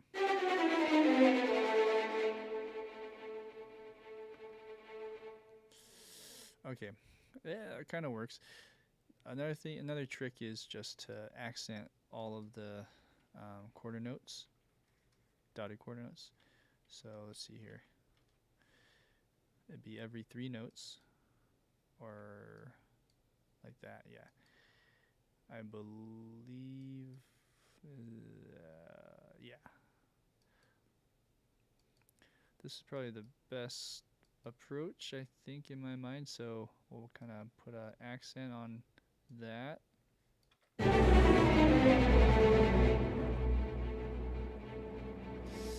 Ugh, it's lumpy.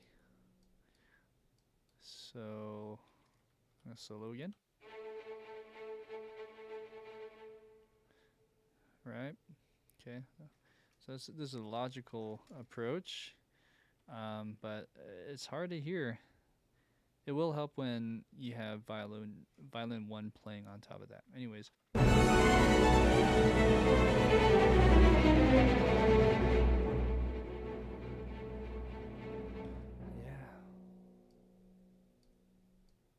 Yeah, I don't know. Let's try that much. All right, thanks for watching, Sam. Have a good night.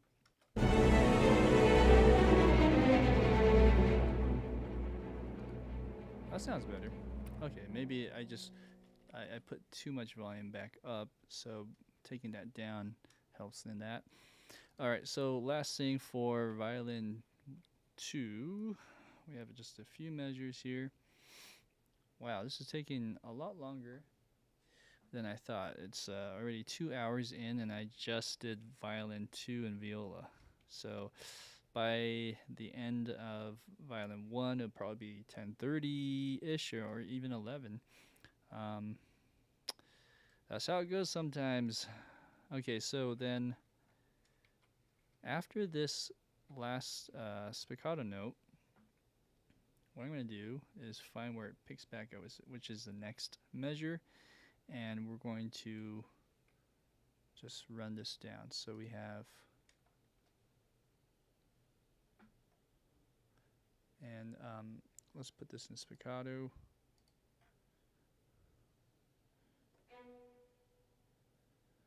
Oh, actually, it won't be spiccato until I highlight that. So actually, let's not do spiccato here. Let's go over here, and let's put this in.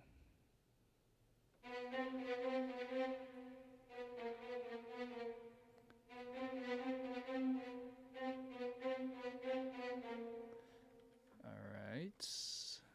Maybe I did too much there. Okay. Let's put a little bit of that. Oh, and also this is 16th notes. So this is a quick trick. Save some time there. Okay, 16th notes over here. All right, now we're having this nice cool run that leads us into the big section of the finale is what I'm trying to say. The finale. So we have triplet 16th notes. That's one thing to change in the grid. And let's write it in. We have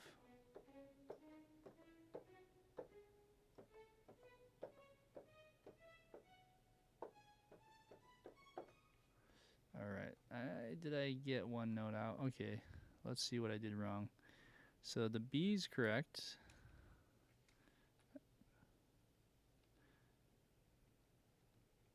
Oh, yeah, like that. E, F sharp, G sharp, A.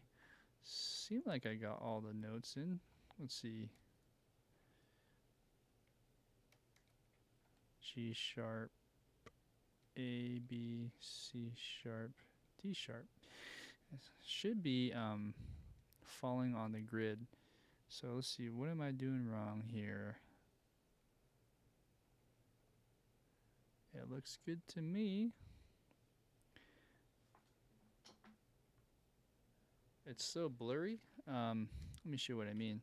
So over here, you see the 3 on the first half. The second half is also 3s. 1, 2, 3, 1, 2, 3. Oh, interesting. 1, 2, 1, 2, 3, 1, 2, 3. So the first part is 2 notes. So these are 16th notes, but that looks like a 3 to me. So is that a typo? Because there's 2 notes, and then 3 and a 3, and then this is 3, 3, 3. So I messed up. It wasn't me. So I'm gonna go ahead and move that accordingly.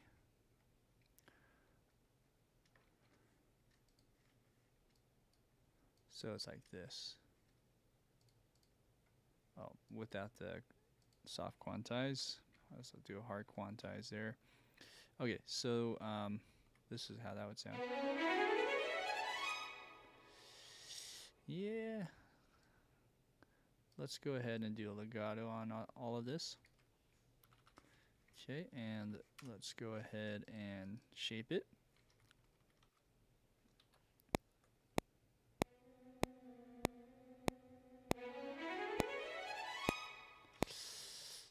Maybe too loud, too fast. Oh, also it's the velocities. So let's maybe bring this down.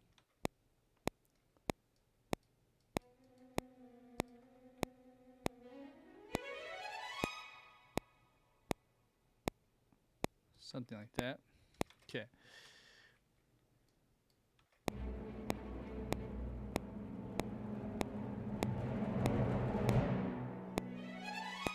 Okay, timpani is way too loud here.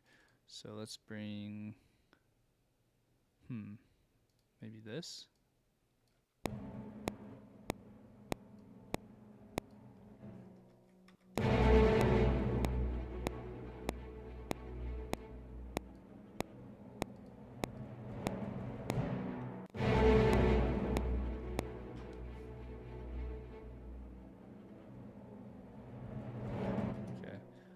So the balancing between these two, the violin and the other violin, so violin 2 core, violin 2 performance legato, these two, I just need to balance those better.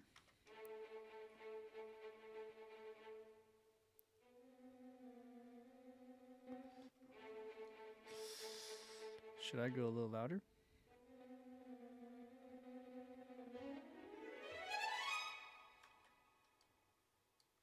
Okay.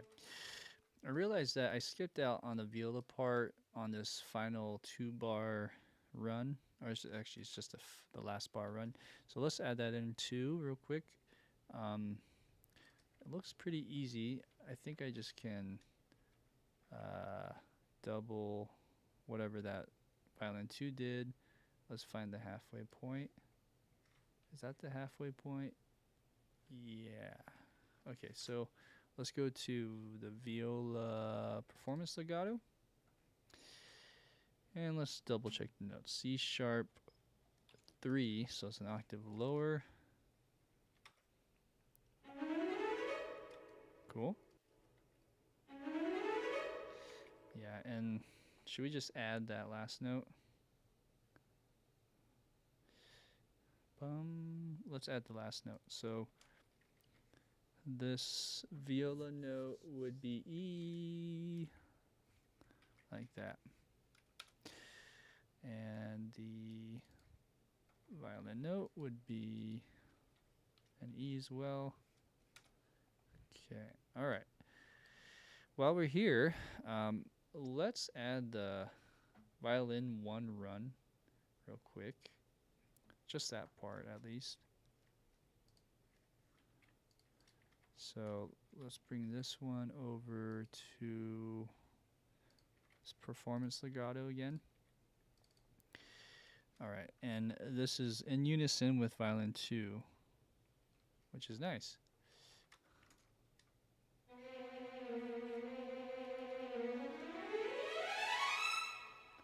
Okay, also I realize maybe the velocities are too loud in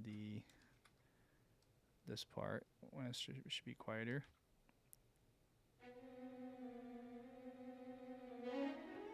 But then it's nice to kind of give it a little bit of a variation.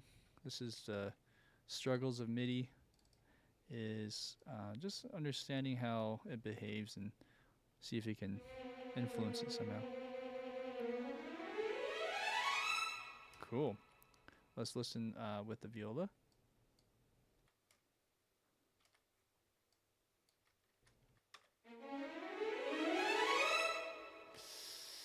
Oh, okay, and there's a note right here as well. Should be on B. I'm gonna hold it out like this.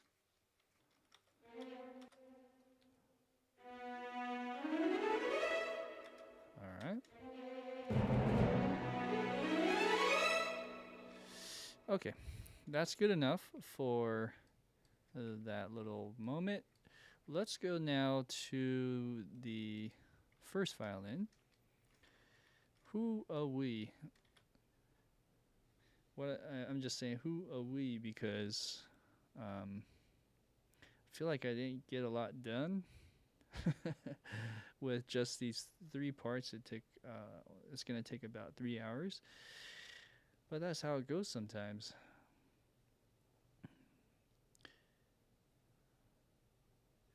Okay, so at 271, let's do a quick review on the score here as well. So we have this part. Make sure, let's see if I can get this to wrap better. That's better. So we have violin 1 hitting this note, and then it's just kind of having its own independent voicing. It almost looks like, now that I'm studying it a little more further, it looks like the violin 1 is sort of staggering and doing a call and response thing with the viola. So viola is going up, and then the violin 1 kind of continues that line, because this is a B on the viola, and then that C is just the note right above it, one half step above, it looks like. So that's going to be interesting. Let's just double check here. Yeah, it's doing that pretty consistently up until when the next moment comes in with the brass, when it changes up a bit. Anyways, up until about 294, it's pretty predictable, and a lot of copy and paste will help solve some of that heartache of programming it. Alright, I think I skipped a little too far ahead. So anyways, let's go back over here. I'm gonna go ahead and plug away. So first note is an E.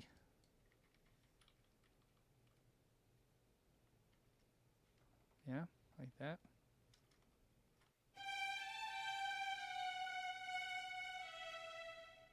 Cool. Then this is where it goes. So a lot of notes here. So we have C, D, E. I'm gonna program this real quick rather than writing it or typing it in on the keyboard. Okay, so that's what it's saying. We can go probably louder on the velocities.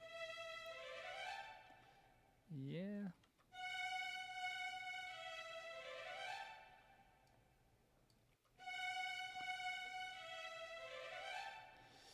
Yeah, okay, let's listen to that in context. Alright, let's listen to strings only. Wow, that's so cool. Okay, so then we have this. There's a funky triplet thing happening here, so let's put that in. We have B, C, D, E. And we'll overlap that a bit. Okay, so that's the idea. So then you just copy and paste that over here. So that's 2 measures worth, right? Bleeding into the next one.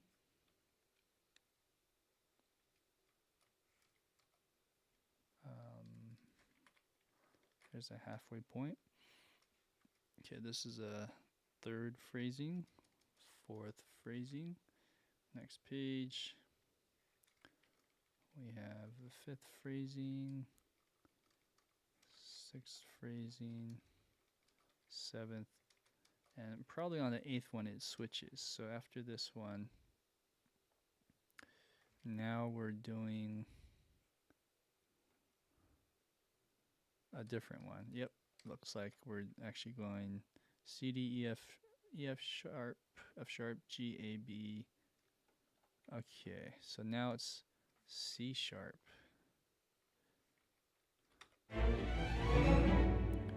Okay, like that.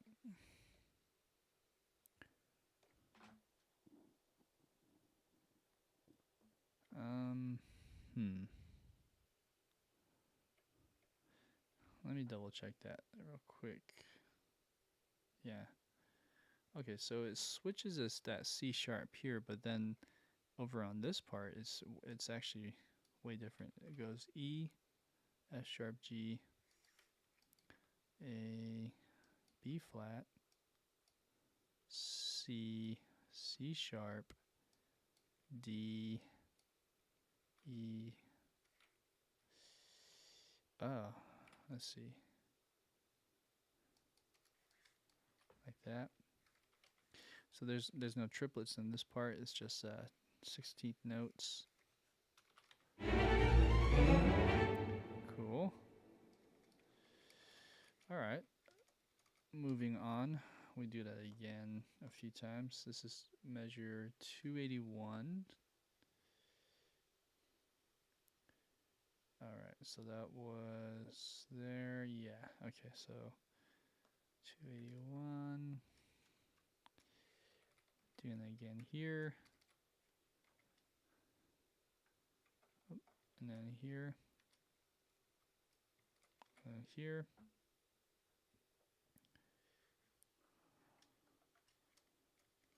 Here. Here. here. So this is 287. All right. Yep. Do it again.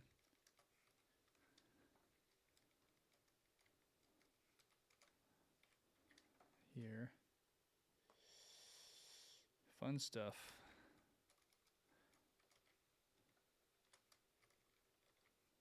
Okay, so this is where it switches. Now we're going E, F sharp, G sharp.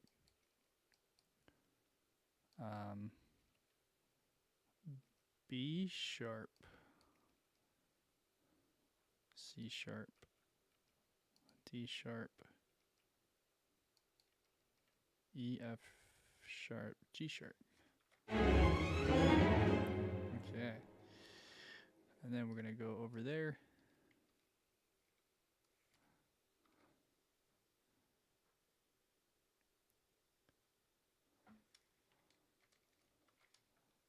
All right. Okay, so then this is where it changes. E, F sharp, G, B sharp, C sharp, D sharp. Okay, so this just ends on E. Like that. In that case, what do we do now? Now we're kind of doing this weird run. So let's type this in on the keyboard.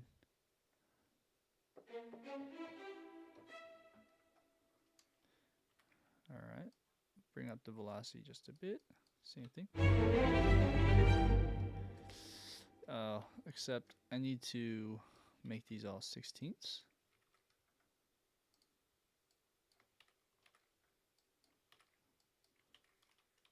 Okay, let's lengthen this a bit. Okay, so there's that. And then on this run, we're going to do that again. Well, let's see. Did I do that right? Probably not. There we go.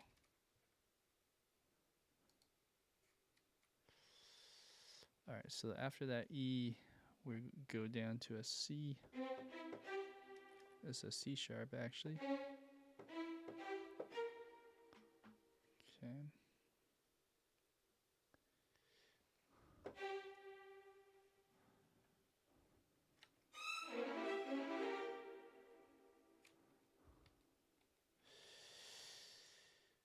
All right, let's double check that note. So this G is way up there, like that. Okay, moving on.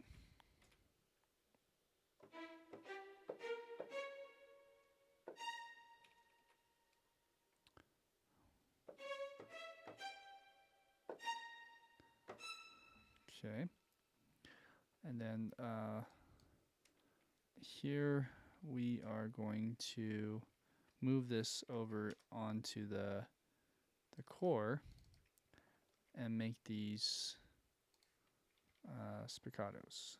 So like this, spiccato.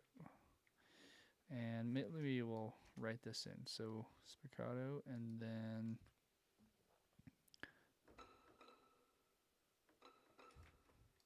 that's weird. Let's make sure these are in spiccato again. Oh yeah. All right, so looking good, looking good.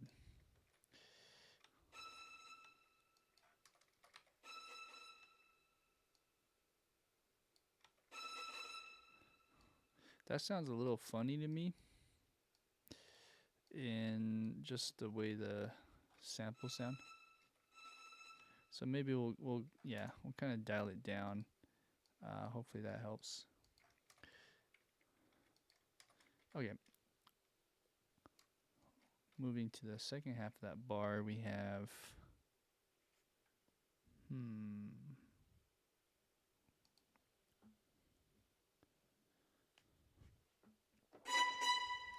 well, that's pretty loud.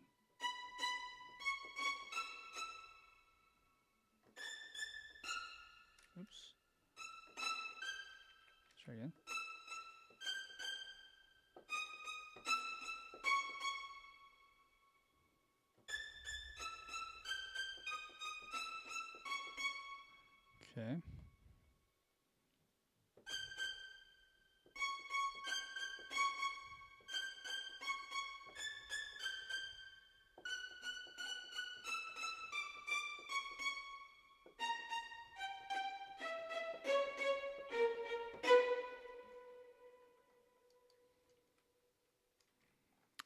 Alright, and then, well, you know, before going on, let's go ahead and press play on that passage. Alright, and with the string section.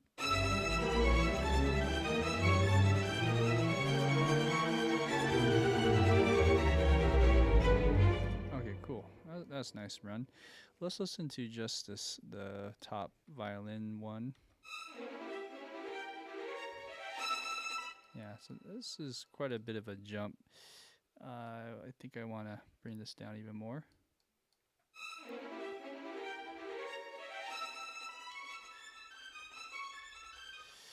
At the same time, though, it's nice to have this be brought up slightly more. So.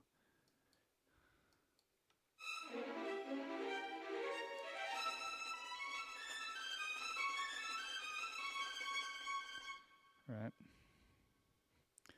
Okay, so double check our notes real quick. B natural. Okay. Let's listen to that with violin 2.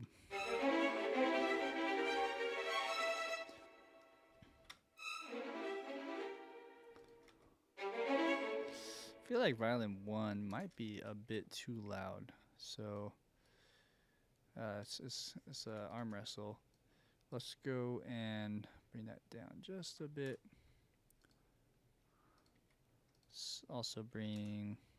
Oh, look at. Okay, well that makes sense. We do need to bring this up a little more, but not that much more. Okay. Let's hear it in context. Okay, let's hear it with the other strings.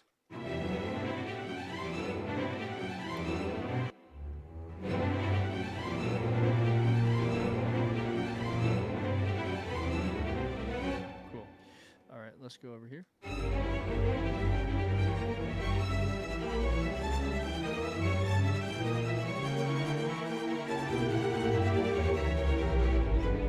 Okay, cool. All right, so after that little run, we're back at this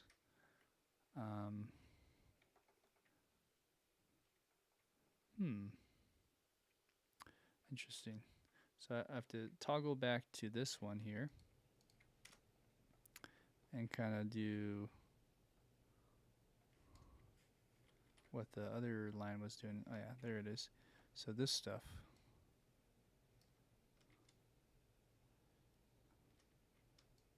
All right. Now I know where I'm at. This B should be here. All right, and let's go ahead and just change these notes out. So another kind of diminished chord. So moral of the story, if you want something to sound frantic, go for you can't go wrong with a diminished sound. And then just know how to orchestrate that in a certain way and arrange it in a certain way. So we have B, G sharp. Okay, and the rest is just kind of following this pattern. This is a G sharp diminished chord, half diminished seventh chord, it looks like.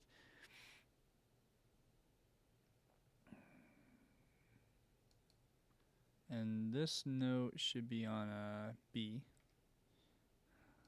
Okay, it's a big jump. It's D to B.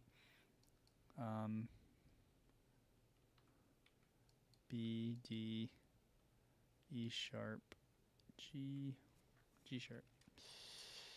All right. And then going back here, we're going to do something similar. So maybe what we'll do is I'll copy this little thing and find those notes. So this is again this E sharp, which is F, but it's this octave, I believe. Yeah. Let me bring up the other one so I can see it in context. Okay, we're good. So then let's plug and play. G sharp, D, E, or F. What is this?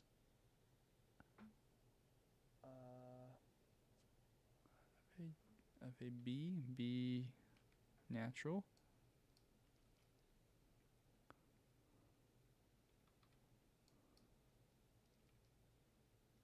Okay, so this is now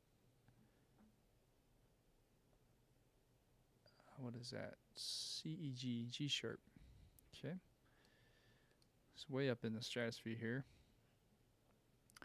This is a D double sharp. Okay, a D double sharp on measure 307, right? Yeah.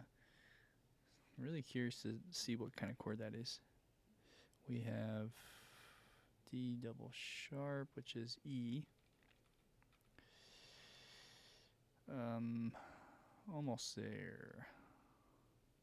F sharp and A.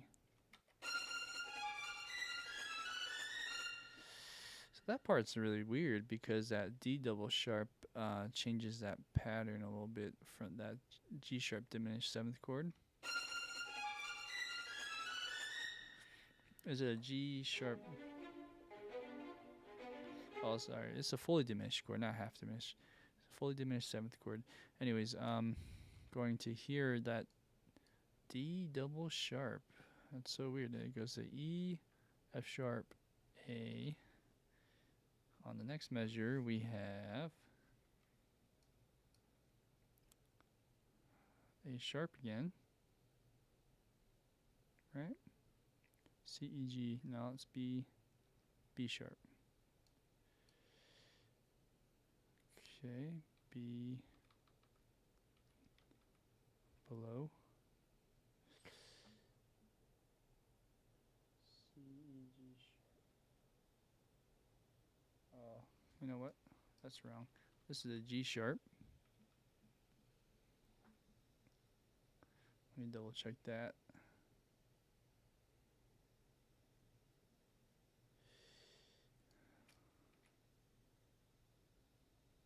Okay.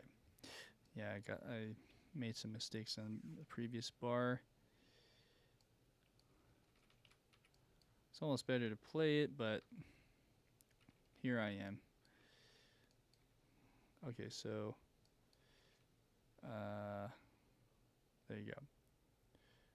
So let's go ahead and do what I was saying. Might be easier just to play it, although I have to really understand where I'm at here. So you have, all right, or is that G sharp? Let me try again.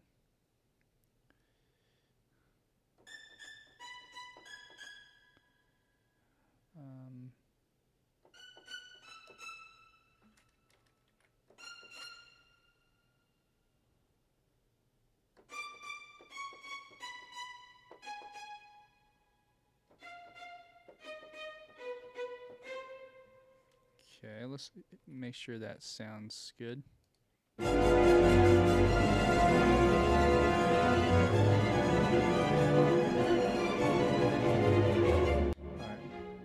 let's hear that in context with the violin 2.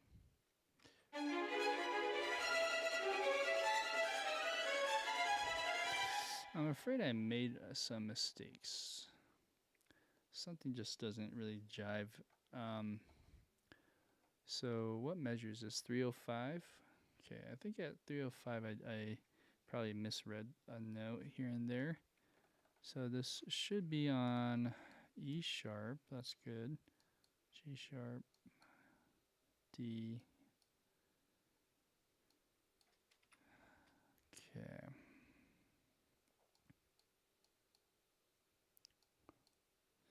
Yeah, this D double sharp is E. Okay, F sharp, G sharp. Oh, I see. So this part I didn't have right.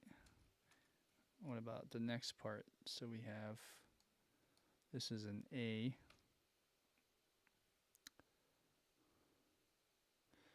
Oh, let's see, did I? What measure is this again? 305. 305's here. 305, 306, 307. Okay. Yeah, I got this way off. So then this A goes down to a G sharp. No, E sharp. That's where.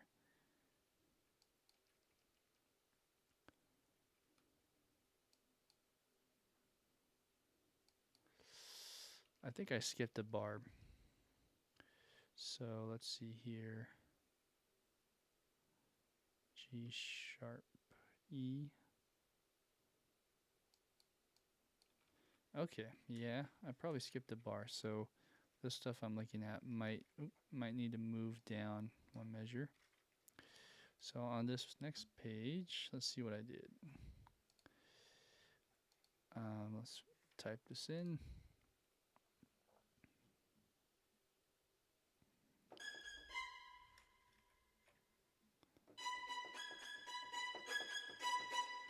Okay, a little bit of a crescendo there.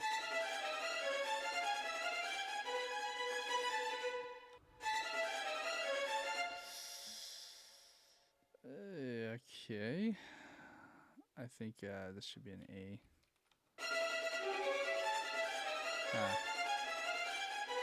Okay, and then anything else I might have gotten wrong?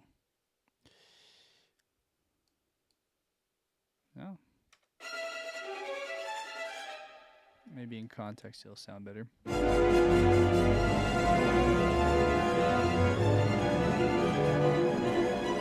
Cool. Yeah, that sounds better. Holy moly.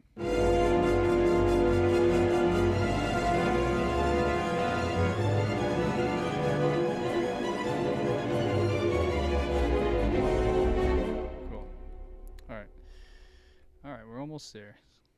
This is kind of the home stretch for the violin, first violin. So, this is all spiccato, just gotta remind it.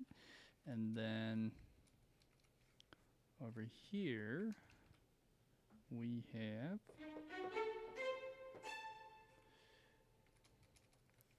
And then...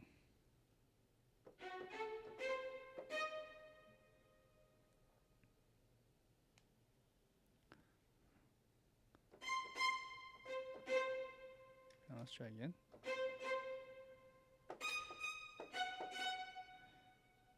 What is that? A. Okay, let's bring that up over. Next one, it goes.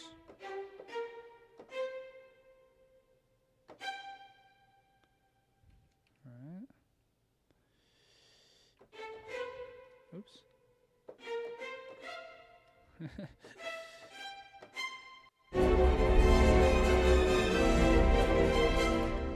Great.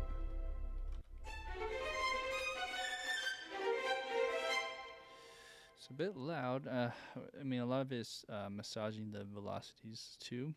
At a certain point, we can do that. Let's just get these notes in, though. I'm trying my best to retain some of the measure or the velocities and the phrasing. However, I think I might have done something funky here. Nope.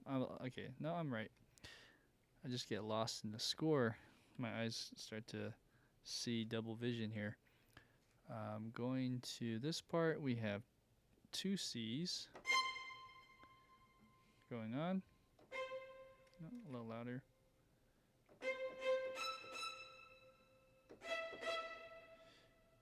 G natural. Oops. Okay, moving on.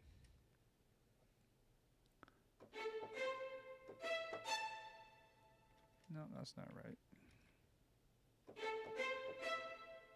Oh, it's a F sharp.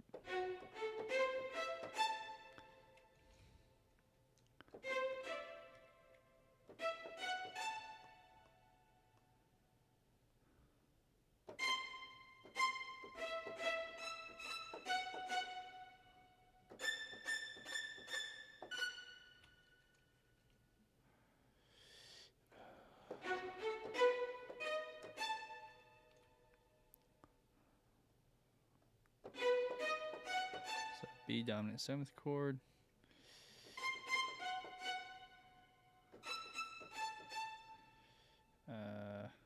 To read these one at a time.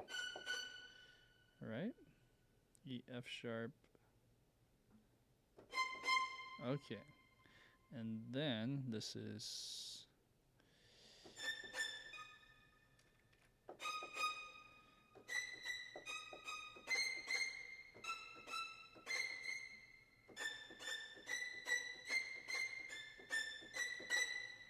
okay. This is the screechy tone here.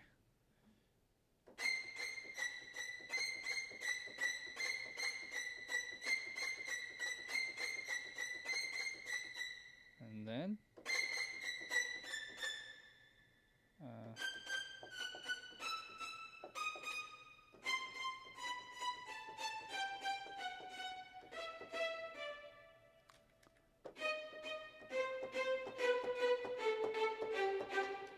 next page. Wow. And then it goes to this. Is that right? Oh, no. Okay. I skipped 4 bars.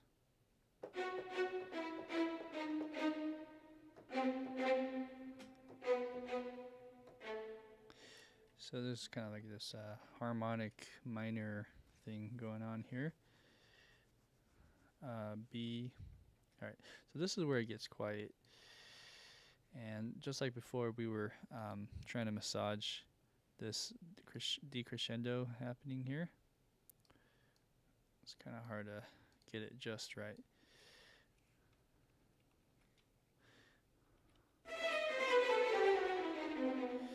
Now, I might have messed up somewhere here, because that first bar should be a F sharp. And then over here, what did I do wrong? So you have C sharp, da da da da da da da da da da da da, C B A G F sharp E, D C B A G F sharp. Huh? Hold on 1 second. Let's see here. That may have been looking at the wrong bar actually. E, D sharp, C, B, A, G, F. Okay, F sharp, E, D, D sharp, C, B, C. Okay, I had it right. But going here, we have the next part as this one.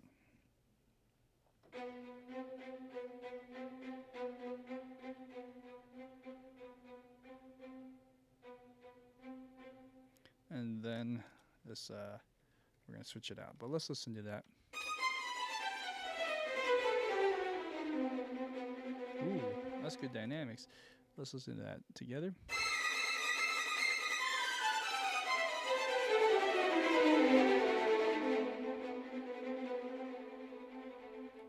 Cool.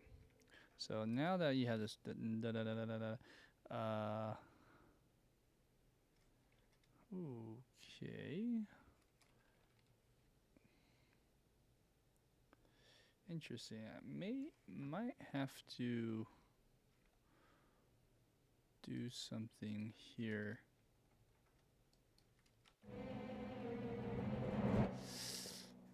Interesting. Not sure what to do here actually.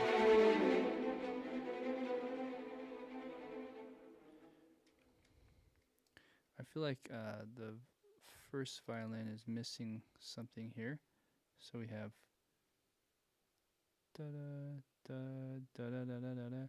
Okay, so let's copy this over onto this section. And then doing it again here.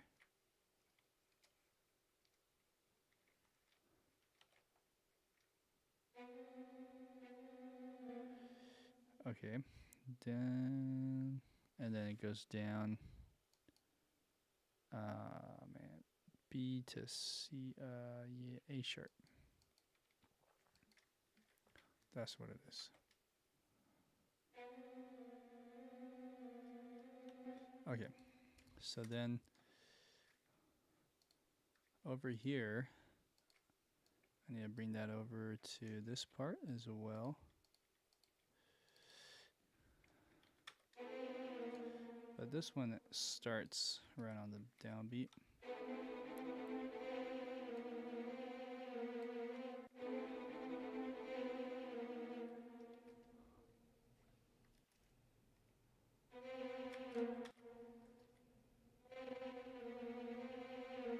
Something like that.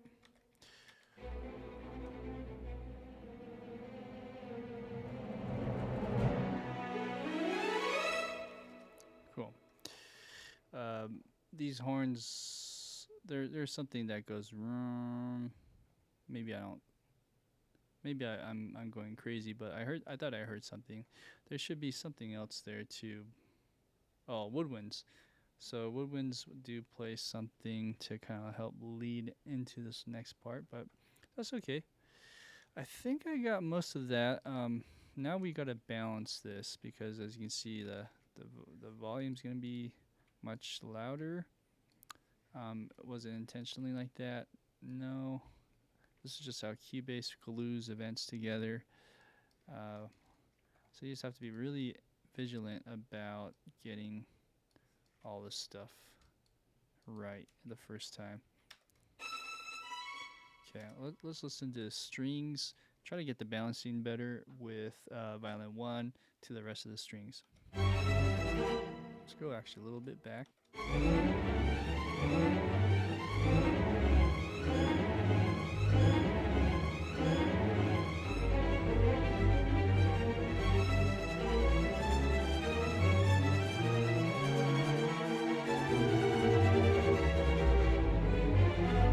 So I noticed that the CC11 data got all wonky, so I'm gonna fix that real quick. This should be the channels are also of a concern.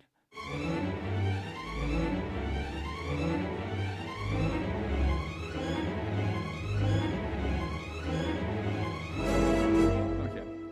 Now the massaging can really help with this, but there's only so much time left in the day.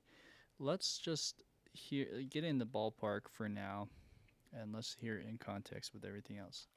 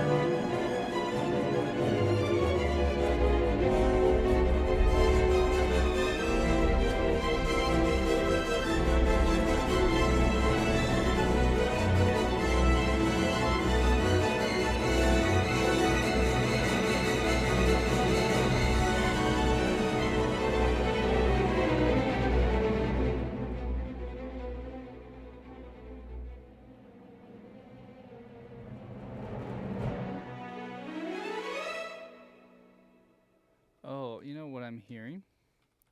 That I thought this was brass. It's this note. Okay, so on this, it's a bit loud. Let's hear that now.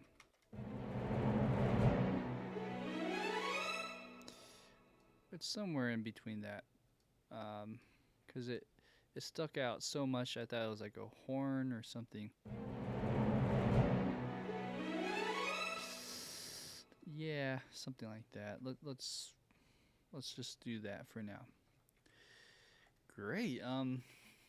Well, we're getting close to 11 o'clock my time. At this point, I'm getting pretty tired, and I'm not sure if I can do all the woodwinds. I mean, in one regard, it's probably going to take 2 more hours at least, maybe more, to do the woodwinds now. So I'm going to look at maybe one part that we can add in, whether that's the bassoon, and working our way up, or maybe the flute. First things first, let's look at the notes. Okay, so I have my iPad on the right spot. Over here, we have it right here on the woodwinds. So the first 4 lines are woodwinds. We have flute playing nothing, but then it kicks back in here.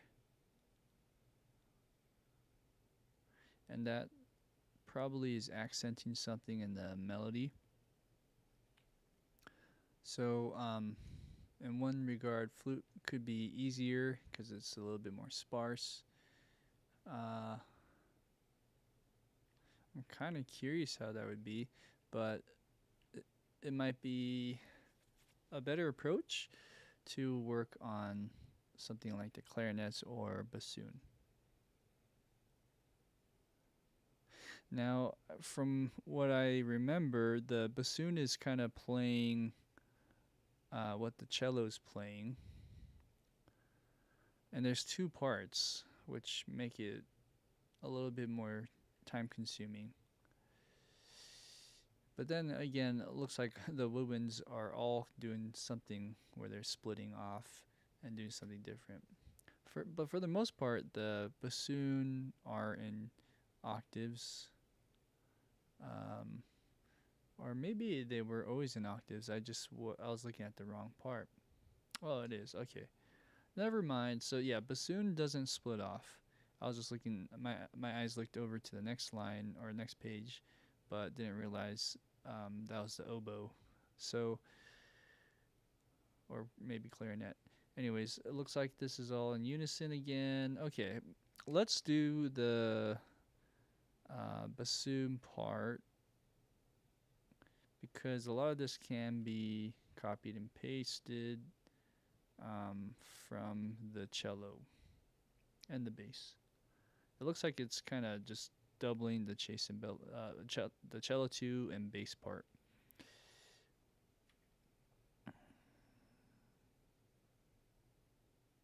Just going through it.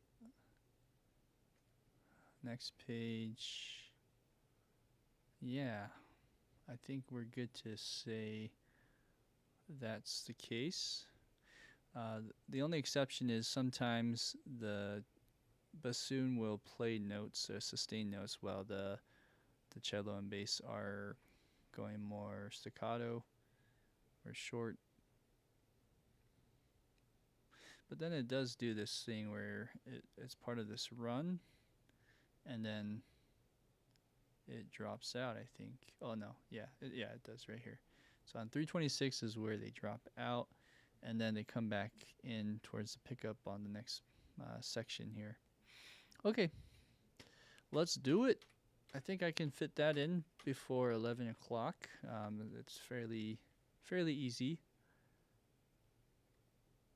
All right, let's go to the other side of things. So there are 2 bassoon parts that I have assigned. Woodwinds are a little bit simpler. It's just 1 track for every instrument. These all have key switches. And what I'll do is just copy the cello part, I guess.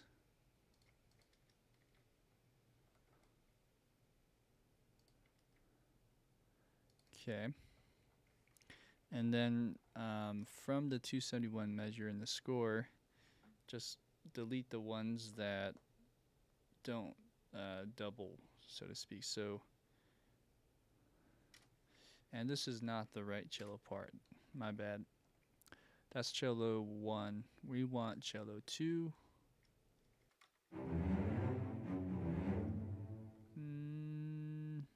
Cello 2, where are you?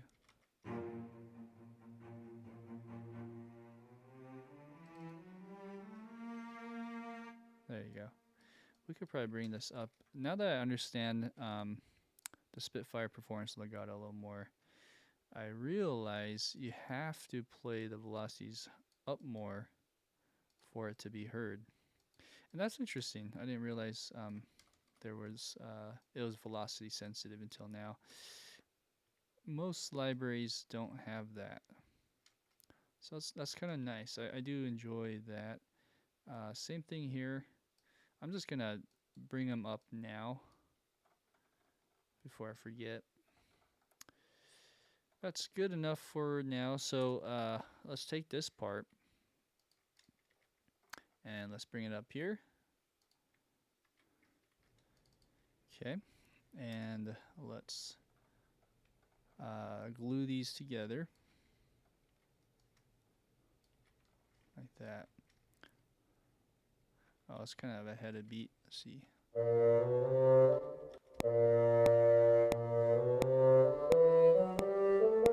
That works really well. It's clearly ahead of the beat, but it sounds on the grid or sounds in time, which is good. So with this, let's go here. Cool. All right, so that's the first note. It's A sharp, and then let's add the octave below.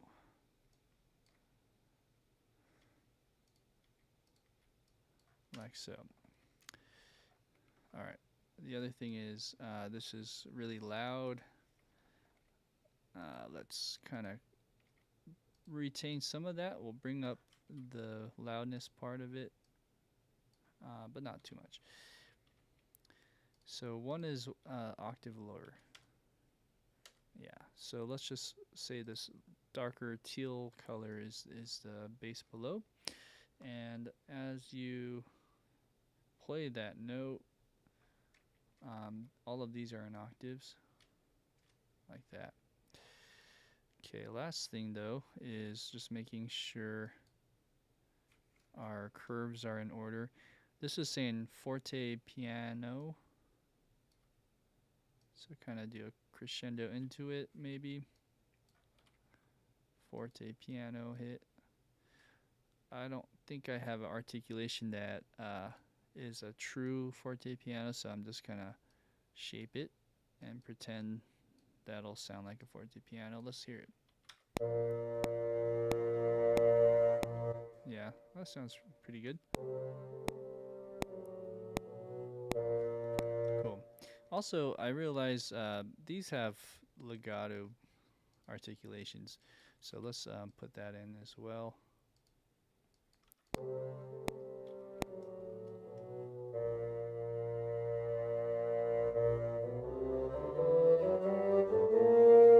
Oh, okay. You know what? These are tied together supposedly in the score.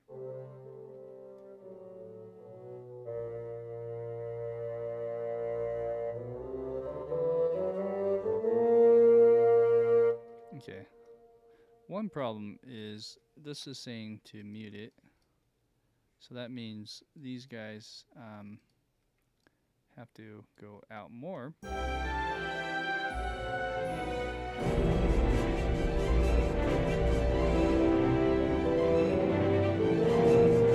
Cool.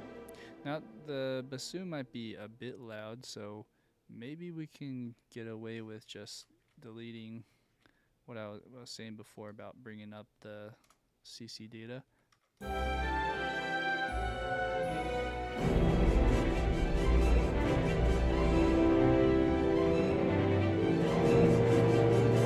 That sounds a little more balanced and appropriate, so we'll keep that balancing it with the mix, and then continue from there. With the next part, we have bassoon,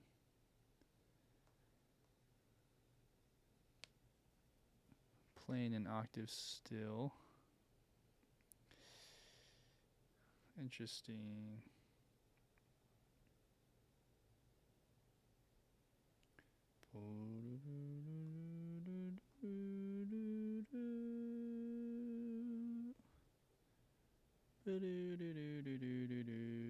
So, we're going down. This is kind of like a carnival feel. Oh, I have to go on the other side. Like that. Okay, and these are held out, so let's do that as well.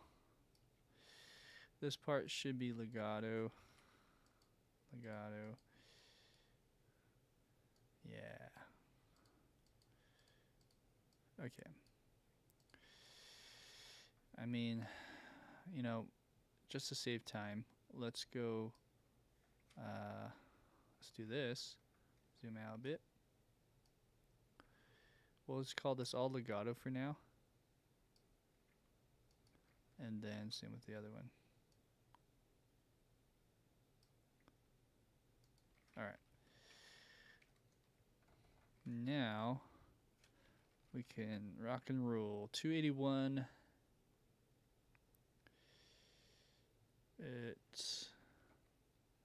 I think it's still tied together from the previous bar. Okay, now we are adding these notes in, this C sharp thing.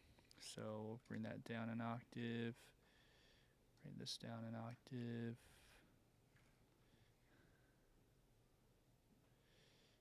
Okay. 287.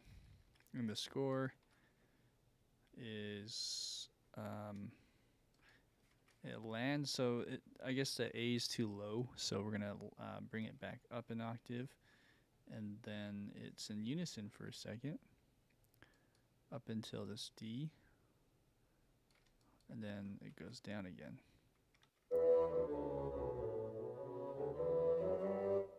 That's cool. Sometimes you have to do that just because of the range. Alright, so then after that, it's in unison again, and then you go down here.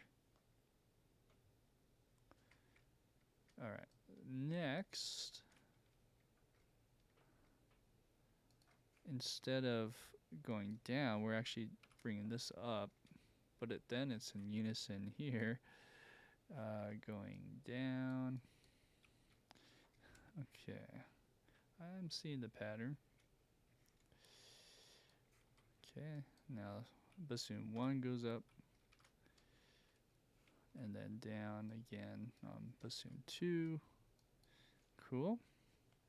And I'm just retaining the same faders as the cello when I copied and pasted this over, so it should be okay. If there's a problem, we can re-massage that too, but I'm afraid I'm gonna have to do another episode just on the Woodwinds, and I might be able to finish in time to start the next section, but boy, the St. John Rapids part is just it's destroying me. There's a lot of notes and so little time. Okay, here we go. So we have all this, and then it goes to here. Let's should we hear a little bit of that?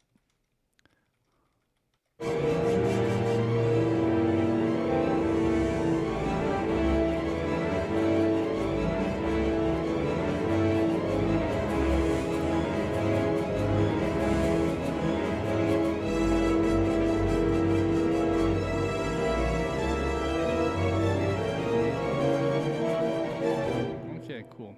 So at some point, should we bring up the volume? I'm not sure.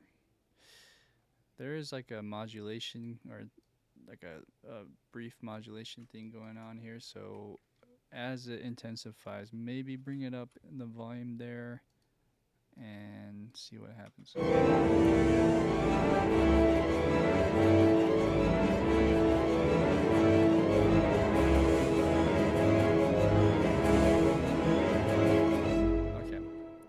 All right, so at 297,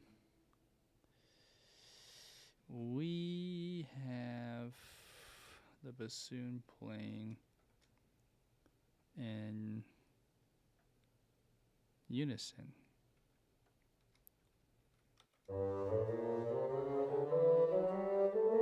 Right there. Okay, so but then it splits off on this bar.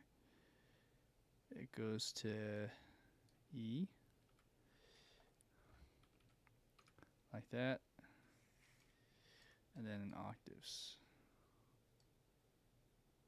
Maybe. I'm not sure till when, so let's kind of look ahead here.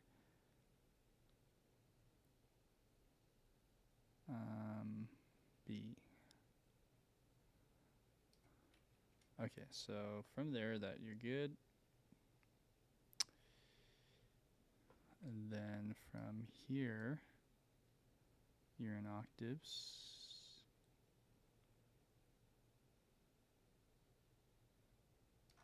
Right there. Then after this E, it jumps back up. Poor bassoon 2. Okay. Let's go ahead and tie this together.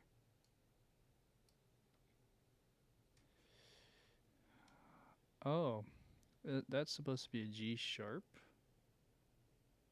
Oh, I think I have a mistake there, guys. Let's look at the cello part where I copied this from, and the bass part. This should be a G sharp.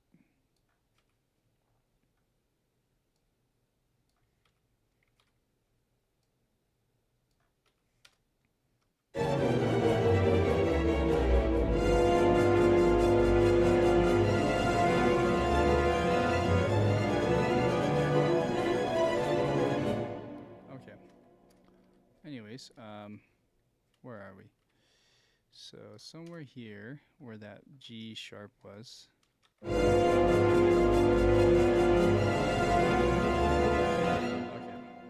I think we're back at where we should be. So we have this bassoon line. Okay. So over here, the bassoon should split off actually. So it's this one that's splitting off. And then it goes, oh, actually this is tied together. The pattern here is a little bit inconsistent, unless I'm reading this wrong. Yeah, 297. Okay, well this is saying to tie it, the notes leading into this measure, whereas this one, which is the same kind of pattern, is saying to cut it off and reattack here. So that's a little confusing, but I'll follow it. That's what it's saying. It's a Boozy and Hawk score. Okay, so over here you have A, B, and if it was more of a composer thing, it's probably a composer inconsistency. Oh well, it happens. They didn't have a computer to do this quickly. Let's see. Okay. It's really fascinating how the bassoon 2 has to kind of double up on things and then all of a sudden can't.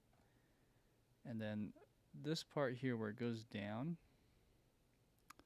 let's see, starting on D, should be more short staccato. So let's go ahead and do staccato. It says marcato, I'm curious to just to hear how the staccato would sound.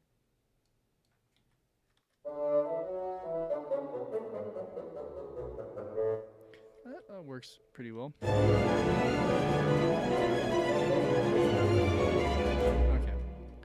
All right, nice. Now we're at a part where we can start to just keep going and doing an octaves for the most part. But let's figure this part out. So after this E goes back up like that. All right, now we're gonna go up an octave for this measure. And I'm assuming that's just how it goes for a while. The next 4 measures, it's like that. Let's double check that note real quick. A, okay. Thought I saw a different note. A, interesting. A, B, A, B.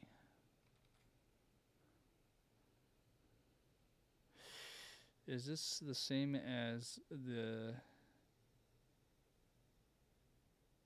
It is. It's the same as the cello, so something got off. Let's just see here. We got 311. We have that run.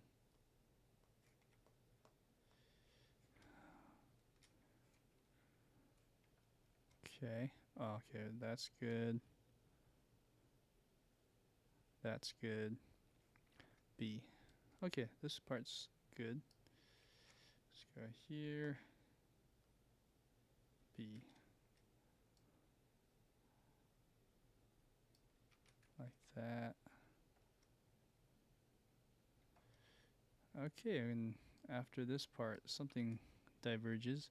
So you have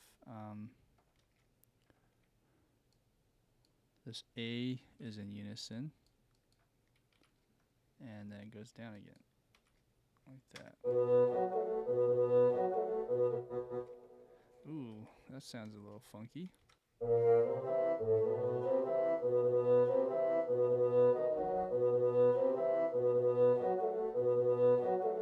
You can hear a bit of a gap in the sound.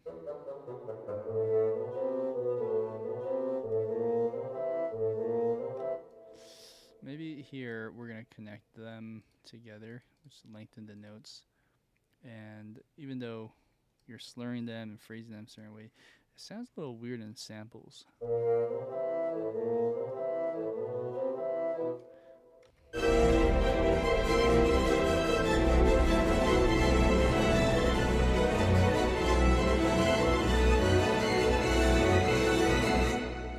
I love that part. Okay, so on this part here, though, let's make sure that we're gluing these in the right spot. So two bars are together like this. All right, so it should be B and B an octave higher.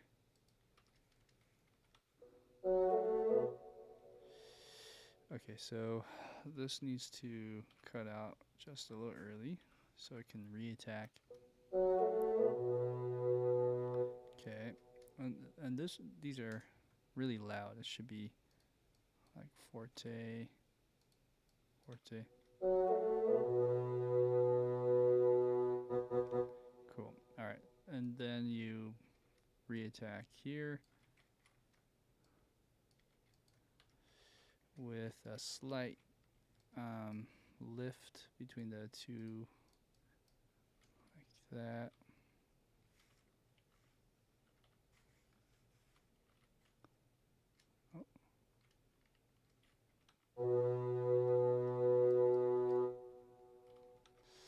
Let's try again.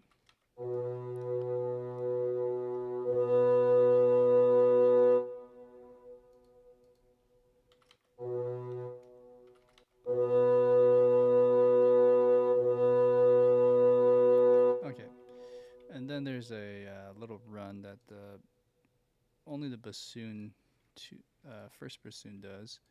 So let's do that real quick. These are eighth notes. Like that. I think legato's okay.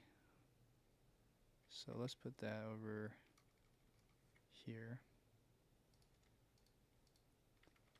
Alright. Alright, so bassoon goes C, B, and A. Cool. G, A, G. Oh, wait, am I right? Yeah, okay. I'm in the bass clef. Okay. Alright, and then as the second bassoon is going, it just keeps holding. So, I'm kind of do something like that for now. Okay, and that's D natural. Going down to the next part. Oh, I see. This actually just cuts out. So we play this note. And the last note being right here is an F sharp or D sharp. A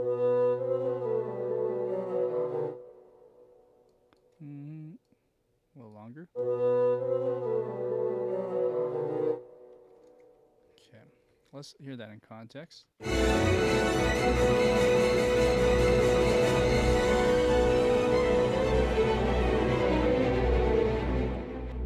yeah, wow.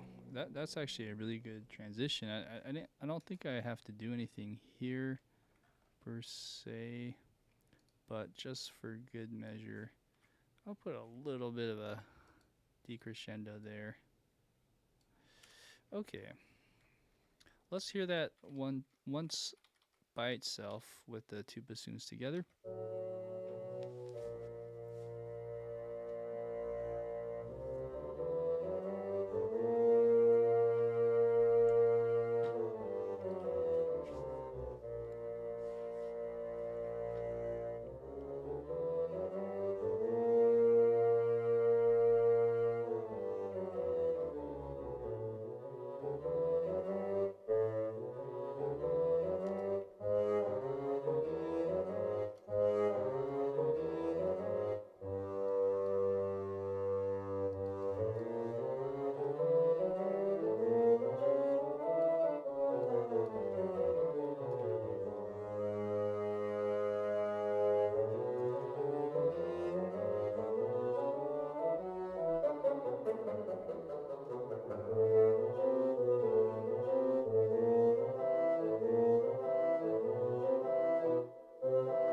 Alright, there's a little mistake there.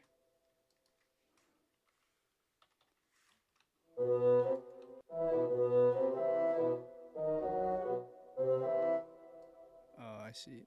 So these are overlapping too much. Actually, the fastest way to do that is just highlight all these notes and do delete overlaps.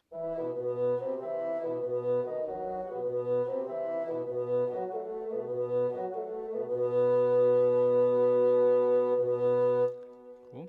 We can do a bit of a crescendo there.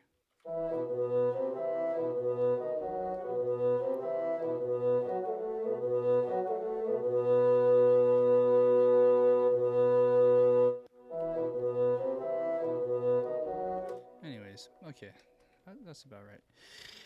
So let's hear now in context everything leading up to there. So what I'm going to do is press play from this B repeat part, which is the section right before the St. John's Rapids, and then we'll hear this in context. Now we're missing 3 woodwind parts. I mean, maybe 6 in total, 6 players in total. But we've gotten pretty far on this part, and it's come along. There's a lot of cool stuff happening here.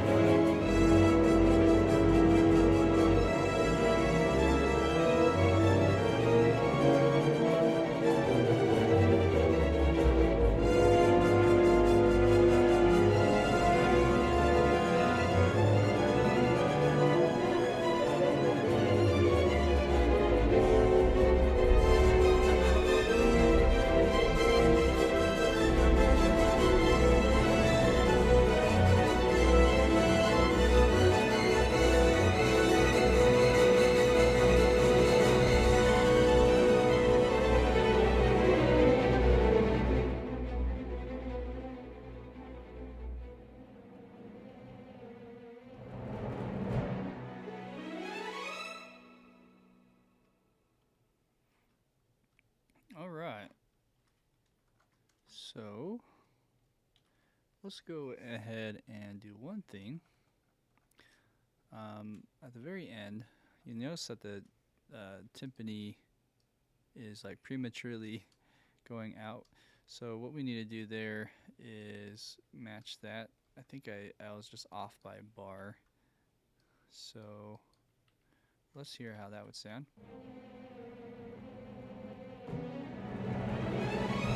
Oh, okay. Way better.